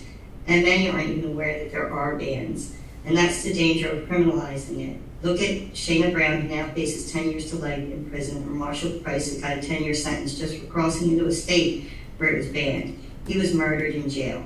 And this is what happens when a state plant is made illegal or inaccessible. Please pay attention to who is pushing for these bans. It's not the people who use it responsibly. It's often those who profit from it being illegal. Pain management clinics, addiction centers, pharmaceutical interests, lawyers, various systems that fail patients like me. I urge you to look at the facts and the science. Help us keep Plain Meat Kratom legal and regulated. Help us protect people who need relief, not punish them. Let it save lives, not ruin them. And I only have 2 doctors, my PCP and my therapist, and they are just thrilled with the progress I've made. So thank you so much for listening to my story. Thank I you. appreciate it. Thank you. Thank you. The chief of police has been waiting to say something. I want to give him a chance to speak. Thank you. Thank you again for allowing me to come back up. I just wanted to reiterate my support for an all-right ban for Kratom. You heard from 3 people already today that have lost their loved ones. Primer County, Arizona, 7 overdose deaths specifically related to Kratom, not 7-OH. Adams County, Illinois, 34-year-old father of 2 died due to Kratom overdose. FDA's website, as of September 25th, 2025, there are no prescription or over-the-counter drug products containing Kratom or its known alkaloids that are legally on the market in the U.S. Sorry. The FDA will continue to warn the public against the use of Kratom for medical treatment. Kratom is not appropriate for use as a dietary supplement. FDA has concluded from available information, including scientific data, that Kratom is a new dietary ingredient, there is inadequate information to provide reasonable assurance that such ingredient does not present a significant or unreasonable risk of illness or injury, and therefore dietary supplements that contain Kratom are adulterated under this section. So, I do not see a benefit for our community. We've already gone through this once with the opiate end of it. Please move forward with the ban. Thank you. I know there's somebody else on Zoom. Well, Michael was able to. Okay. If Michael is able to unmute now. Michael? Yes, I'm sorry. I'm 40 years old. I've been a Kratom tea whole wheat consumer for over 15 years, mostly for chronic insomnia. I'm very healthy physically, mentally. I'd be happy to send you a copy of my recent blood work from about less than a year ago. I want to echo the others about regulation, specifically the Kratom Consumer Protection Act and sensible regulation rather than prohibition. The concern with bans is like what Dina said earlier. These are people that are taking the tea to help them with their pain or their ailments or to help get their life. They're good, law-abiding citizens. I'm a good person. I'm a good law-abiding citizen. I've never had anything more than a traffic ticket in my life. And it bums me to see that these people will be subject to being felons if the states were to pursue something like a ban. And just as Pina said earlier, in Arkansas, the story of a man named Marshall Price, who was trying to get his life back together, and he was caught in Arkansas, which is a banned state, and because it's illegal there, I believe he was sentenced to 10 years. 3 weeks into his behind bars, he was burned. And I think that's unfair. And I think that we can all come to compromise and sensible regulation, and we can make this a win-win. And I want to thank you for allowing me to give me the time to speak. Thank you. Okay, thank you. We have 4 people who have not been heard that have their hands raised. Wendy Chamberlain is next. Okay. Wendy, Hi. go ahead. Yes, can you hear me? Yes, we can. Okay, good evening, and thank you for allowing me to speak today. My name is Wendy Chamberlain, and I am the founder and chair of Kratom Danger Awareness Inc., a now nonprofit. But more importantly, I am the mother of Joseph S. Lambrazo, my only child, and the father of 3 amazing boys. Joseph was a healthy 30-year-old business owner. He wasn't an addict. He didn't drink or use drugs or smoke. He used a GMP labeled whole leaf kratom powder product, sold as safe and natural, simply for energy. On August 30th, 2020, he sat down in his recliner to watch television and drifted peacefully to sleep and never to wake up. His toxicology report listed metragine toxicity, the main chemical in kratom, as the sole cause of death. He had nothing else in his system. That night forever changed my life and the life of my 3 grandsons. Since losing Joseph, I have connected with hundreds of grieving families across the country who have lost loved ones the same way. The CDC has documented more than 1,800 kratom-related involved deaths between 2016 and 2022, and many, like my son Joseph's, involved no other substances at all. These are not statistics. These are sons, daughters, parents, friends, and should still be alive. Kratom is marketed as natural, but natural doesn't mean safe. What is being sold today is not traditional leaf. It is a high-potency powders, extracts, analogs like 7-OH, metragine sulfondoxil, MGM-16 and MGM-15, which research shows can be many times stronger than morphine. The FDA has been clear that kratom is not lawfully marketed in the United States as a drug, a supplement, or a food additive. It continues to detain kratom shipments and issues warning letters to companies selling these products through their 5415A import alert. Yes, the American Kratom Association misleads lawmakers and public, claiming the FDA's dose-finding study proved that kratom is safe. That's false. Some oppose adopting the Kratom Consumer Protection Act, but those laws have failed. It gives a false sense of safety. Kratom lobbyists use it to promote the narrative. Even the kratom is regulated and therefore safe. And finally, we have proof that the model it's used is broken. Utah was the first state to adopt the KCPA. Even Senator Mike McHale, who sponsored the first KCPA, which was in Utah, now says, one of my biggest regrets as a lawmaker was voting for the kratom legislation. This is a warning to the public. Kratom is dangerous.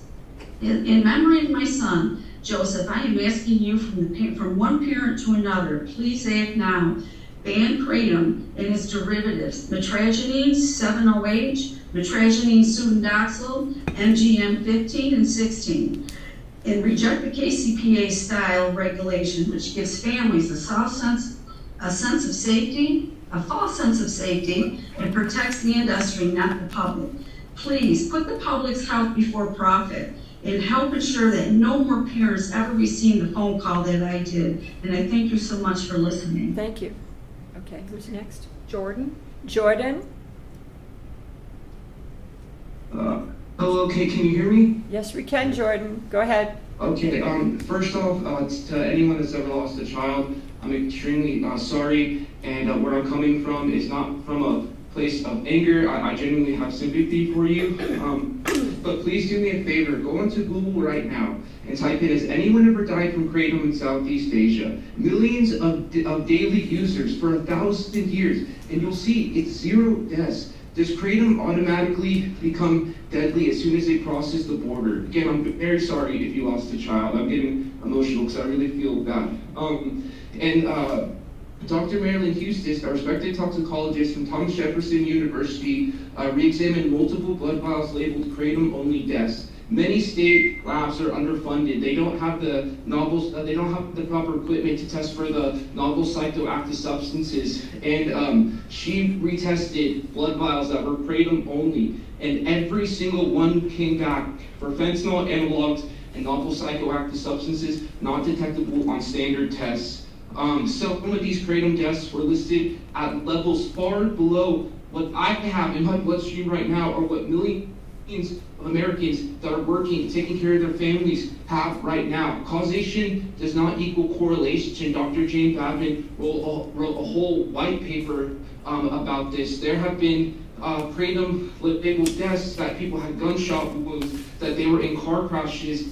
One was even in a parachuting accident. John Hopkins has scientifically determined that kratom is 1,000 times safer than traditional opioids. Yes, Notrogeny does convert into 7-hydroxy, but in microscopic amounts. Just like poppy seeds that we eat on our bagels have microscopic amounts of opioids in them. If kratom were an opioid, it would have been scheduled under the Controlled Substances Act. There's been over 450 published studies on kratom, and one of the reasons kratom is still legal today is former head of HHS, Dr. Brett Girbal. So the FDA did tell HHS to ban kratom. The guy was named Dr. Scott Gottlieb back in 2016, and at first, Dr. Brett Girbal went along with it, saying, okay, the FDA is saying this, then I better ban it. However, he had to review that, and so he wrote a letter saying we're going to ban kratom. By the time he read the 100 published studies, he changed his mind, and he said, and he rescinded his intent to schedule. He said the biggest threat that kratom posed was if it were to be banned, because people will go back to deadly known opioids. I'm here advocating for kratom, not for 7-hydroxy.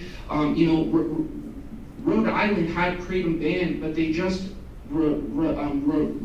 reverse that ban. Sorry, I have a speech impediment. But now even the FDA is going to be starting human trials. They did release that single dose study that kratom appears to be safe. I mean, if the FDA, a lot of this stuff with Excuse kratom... me, Jordan? Jordan? Yes. Your 3 minutes is up. Okay, thank you so much. Thank you. Christopher Deeney? Christopher Deeney? Christopher? Hello, yes, go ahead. Hello, my name is Christopher. I found kratom in 2015 after decades of dealing with chronic pain and surgeries and a lot of suffering. I was hit by a car at 8 years old. I dealt with a lot of the pain growing up. Was prescribed opiates for 15 years, and they worked. They did their job, I guess, but it didn't really do good for me. I feel like my life was not what it should have been if I didn't have to depend on opiates for 15 years as a child. So I did get off the opiates. I got back on prescription leave, so I was very excited about that in my mid to late 20s. Then at 36, I had a heart attack, so it was time to get off the insulins. That was 2011. So they were looking at opiates again, because that was the safest option for my heart back then. I didn't want to go back through that route, so I kind of sucked it up for a few years, and then 2015 I came across kratom. And it was just a tea, and I just made a cup of tea, and I was just so shocked that something like that in nature worked as well as it did for me. I mean, it wasn't a miracle, but it gave me a sense of calm and like a little bit of energy. It's related to coffee, so I guess that's why it kind of made me feel like, oh, I was having a good cup of coffee. Because kratom doesn't get you high. I really feel bad for all the families that lost a child. I understand that pain. I lost my own son in 2023 to an accidental fentanyl anxiety overdose. He tried kratom back in 2018, and he was like, kratom, this doesn't get me high. I don't want this. It doesn't do anything for me. I said, that's the point. You're not supposed to get high. That's not what it's for. So for him not understanding that this plant wasn't for that, he just went and kept doing what he got, and that's what's on the street right now. Everything's illicit fentanyl. So that's what happens when we actually ban products. That is my point. I'm sorry I went on a little tangent there. But kratom in its natural form has been used safely in Southeast Asia, like Jordan was saying. There's no fatalities tied to unadulterated leaf use. On July 29th, the FDA and HHS publicly confirmed that federal enforcement is being directed at synthetic kratom, not natural leaf.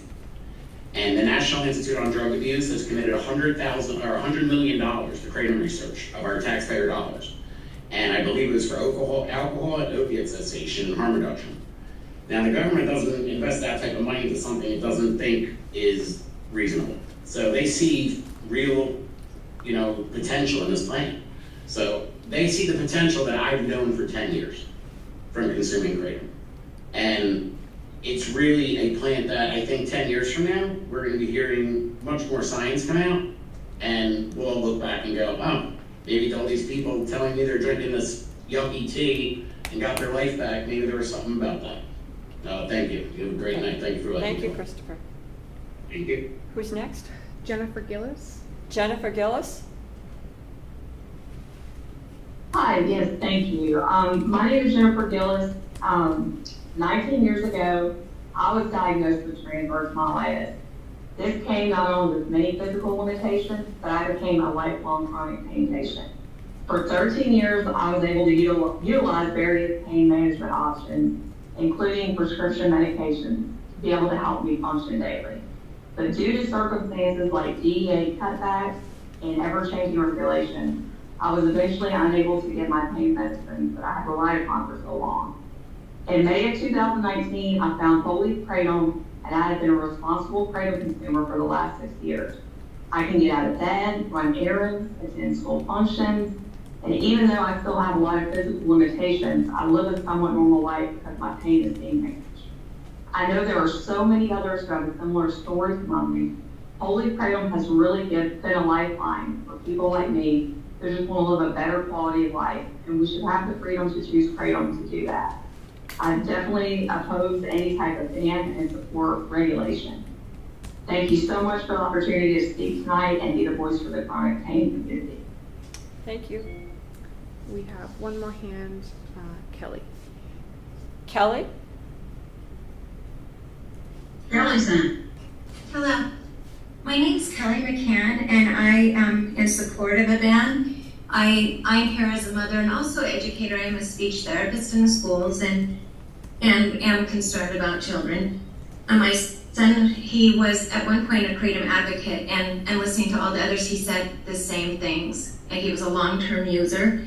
I have letters in a binder that he wrote saying all these things, and I have his death certificate at the end, acute mitragynine intoxication. His autopsy, there was no other issues. He was a 40-year-old man. And I did send you a letter, and my son Benjamin died 9/12 of 24 at 40 years of age. He took it to manage his psoriatic arthritis pain, and he was led to believe that it was a safe and healthy alternative to prescription drugs and about as addictive as coffee. And this belief cost him his life, and it cost me my oldest child and my only son. Regulation will not protect consumers from the dangers of kratom. In fact, it may increase the false sense of safety and create a belief the issues surrounding kratom have been resolved. And people don't think they can die from this because of that, saying that built-in safety mechanism. That safety mechanism did not save my son. He did not puke. He died. And currently, kratom does not have a safety profile or standardized dosages. I've watched a lot of McCurdy videos, and they said start low and slow, and just see how your body adjusts to it. I don't think that's good medical advice.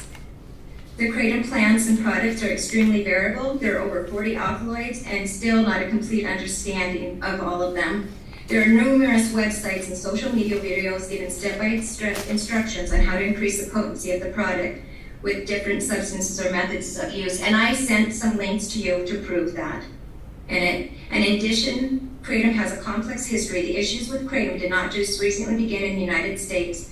For example, mitragynine has been listed as a psychotropic substance under the Malaysian Poison Act 1952 since its introduction. And I sent you a link of an article on that too. And just recently, I'll close with this. I just read this from the International Drug Policy Consortium. Kratom's regulatory status in Indonesia remains contradictory. On one hand, the National Agency of Drug and Food Control prohibits the use of kratom in traditional medicines and health supplements. In 2022, BNN sided with this position, pushing for kratom's classification as a Schedule I narcotic and effectively banning its use. On the other hand, the Ministry of Trade's 2024 regulation recognizes its economic value, by allowing exports under specific conditions. And I guess I would ask you, with all the information that you get, would you want your loved ones taking it? Would you want to take it? So I thank you for listening to me, and I hope the right decision is made. Thank you, Kelly. Is there anyone else? No one on Zoom. Yes. Hi, I'm Emily Barmashi, Oak Bluff Road. This session has been really interesting and educational. I've done my own research and I've listened to both sides. I urge you to support the ban. Thank you. Thank you. Yes, sir. My name is Douglas Harper, and Sagamore Beach. Sympathize with the board. This is a difficult decision for you to make. I've worked for over 40 years in healthcare, not as a provider, but with medical devices. I have all sorts of experience working with the FDA and witnessed the FDA recalling products, sometimes bringing them back out. I would suggest that maybe, with all the conflicting discussion we've heard this evening, I'm not looking to hurt the retailers in any way, but I would suggest that, based on all the negativity we've heard about this, and it seems like there's so much more to be studied, that we should ban the product, and maybe we can change how it is written, that we revisit it after a certain amount of time. Let the FDA do their work and others, and see if, because I don't think anybody, the retailers, the board, or any of the residents of Bourne want to have a product out there available that may be of risk to our people. Thank you.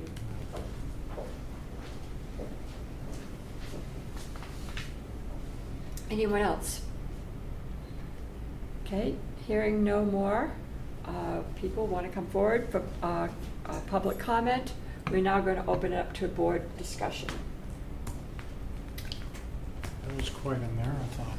Yes, it was. Yeah. Yes. But it's conflicting on both sides, 50-50 thing. Yeah. That's what bothers me.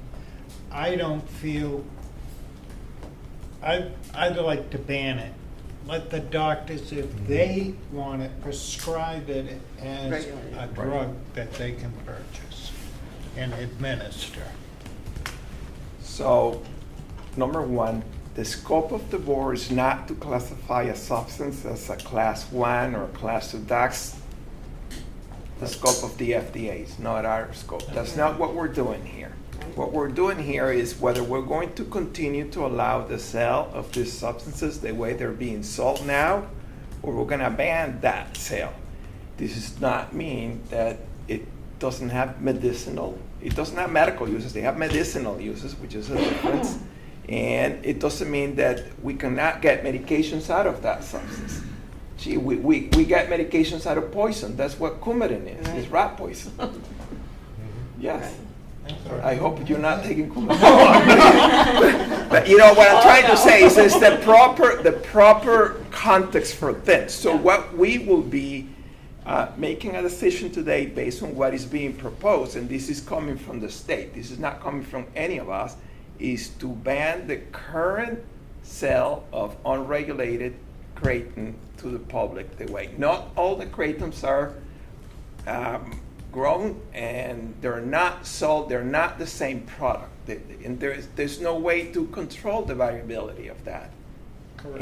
And some of them may be medicinal for some patients, but it can be extremely harmful to others. So I am ready to, I will allow you to discuss, but I'm ready to make the proposal to ban. And just to have my comments heard, I've written ban all over everything, and I'll tell you why. I believe in free choice. I've explained that earlier.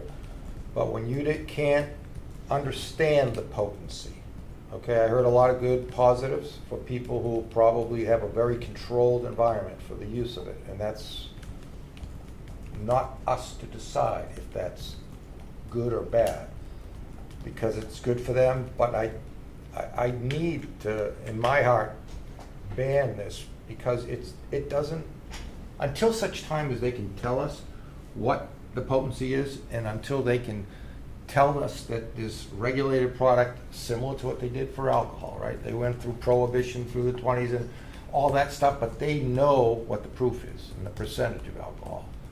And I know that's a gross misrepresentation, but until we understand the potency of this kratom and its synthesized byproducts, I don't think we're in a position to do anything but ban it.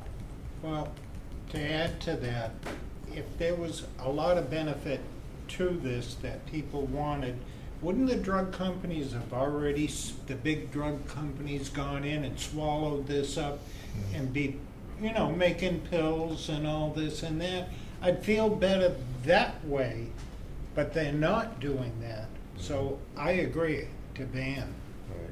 Especially where it could be metabolized in an unknown aspect in one person versus another. So I think. Before we make a motion, I want to get this in before somebody makes a motion that I'm not aware of. I just want to clarify something.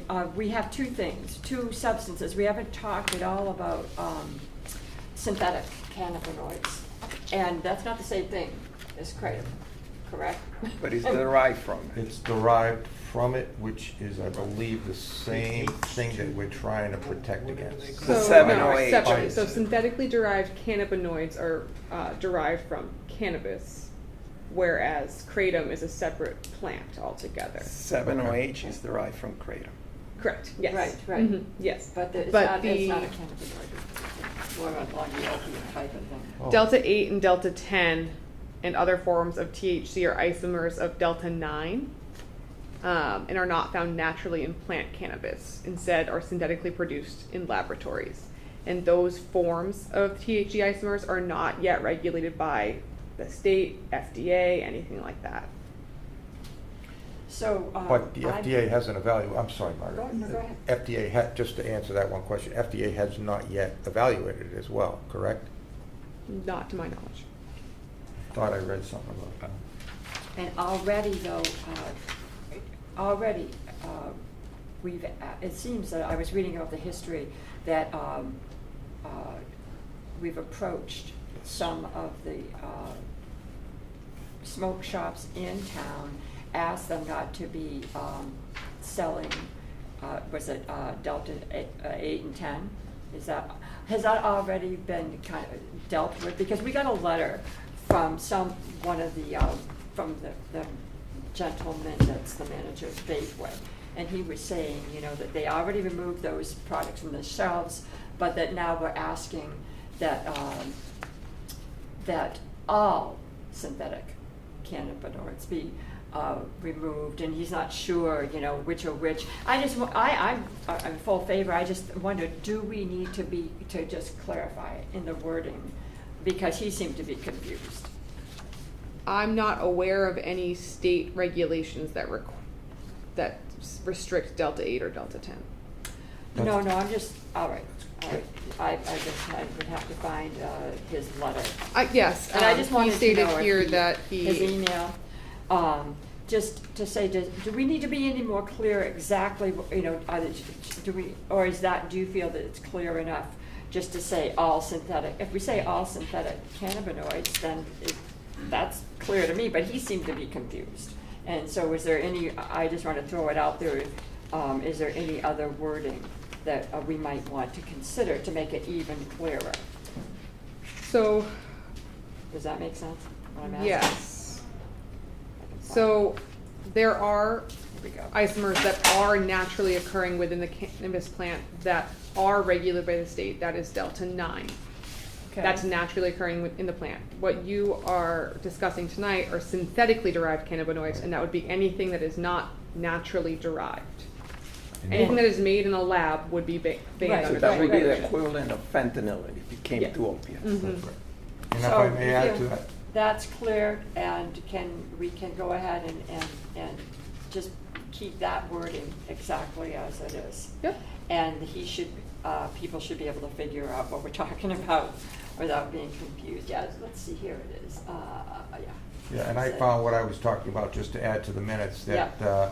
relative to the Delta 8 THC, Delta 10 THC, and HC, the FDA has not evaluated nor approved these substances for safe use, and the CDC and state health agency have issued warnings following reports of adverse reactions, poisonings, and hospitalizations.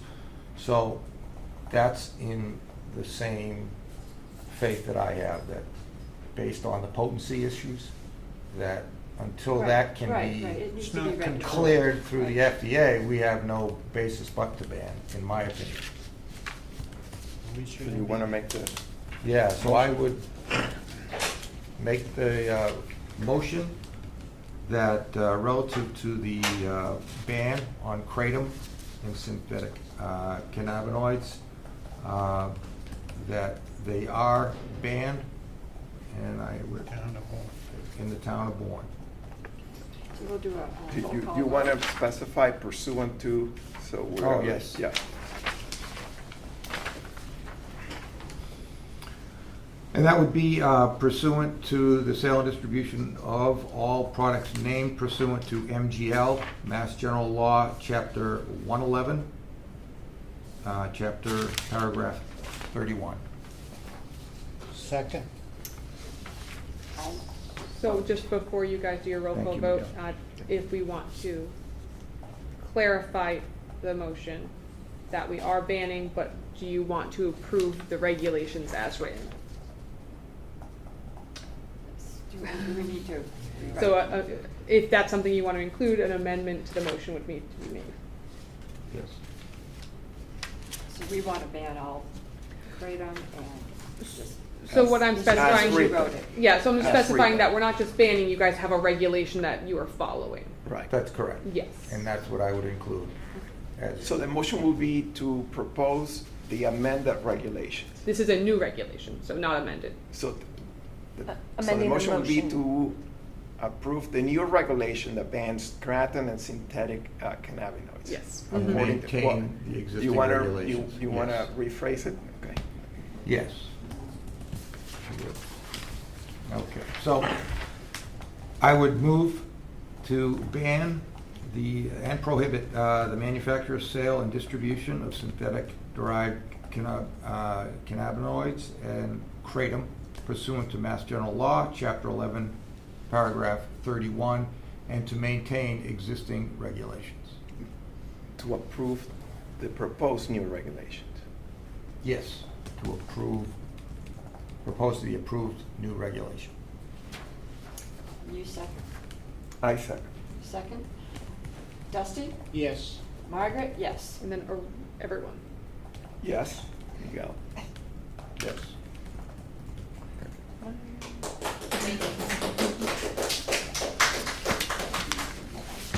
Okay, now, this concludes the public hearing regarding the proposed regulation prohibiting the sale, the manufacture and distribution of synthetically derived cannabinoids and kratom. So, Okay? Number So we'll move 4. on. Yep, to agenda item 4, any public comment on non-agenda items? Hearing none. Don't Is anyone talk. anyone on the? Stand by. There Zoom? is people online, no one has a hand No raised. one's got their hand up. Okay. So, no public comment. Phew. Okay. See you, Bruce. Well, that would be on non-agenda items. Correct, yep. Mhm. Okay, okay, number 5, Health Director's Report. The only thing that I have is we have we've made a conditional offer for the part-time implementation coordinator position that was recommended in our comprehensive plan for the use of the opioid settlement funds. This person will drive the strategies that were outlined in that plan, and as we move forward, I'll keep you guys updated on that. Could you just say that title of that? Implementation coordinator. Can we ask you a question? Mm-hmm. what is the status with the waste management visit? I know you guys sent an email. ISWIM? Yeah. ISWIM didn't get Going back out to us to- with to, their out availability. to, Mass TC, though, we do have plans for That- the, yeah, that's that Friday afternoon, I believe, The the November 14th. 14th, I think it was, November 14th, 1 PM. So just waiting on confirmation from them that that's on the books. Oh, so that's not at the local landfill? That's not the No, ISWIM it's out visit. in the base. It's right at the entrance to the base. Off Okay, of you'll let us Simcoe Road. know. Yeah. Yes. Yeah. Still working on nailing down Phil. Okay. Thank you. Anything else that you want to share? Nothing today, no. Okay. Agenda item 6, comments from the board regarding future agenda items. And I thought that I would mention, though, did everybody get this checklist from Caitlin in our packet that was also dealing with tobacco regulations, but other things that we might consider? I think that this would be more appropriate to discuss now, right? Or just to say that, have you read them over? So, Yes. a few, for this particular agenda item, you could discuss a desire for Yeah. a workshop to discuss these items on a Okay. future meeting. All right. But you couldn't discuss them currently.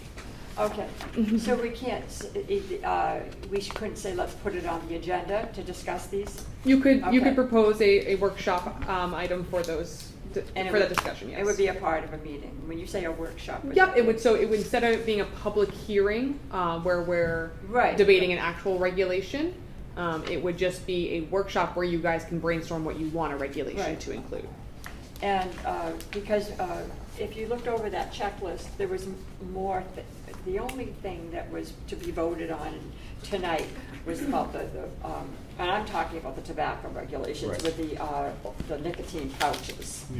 But there were several other things in the regulations that Caitlin had listed that we could, she kind of was suggesting that we take a look at and that we could talk about, and she had questions like, for example, asking, do we want to say no new permits within 500, tobacco permits within 500 feet of a school, or do we 1,000 feet? Do we and there's several different regulations here that need to be updated.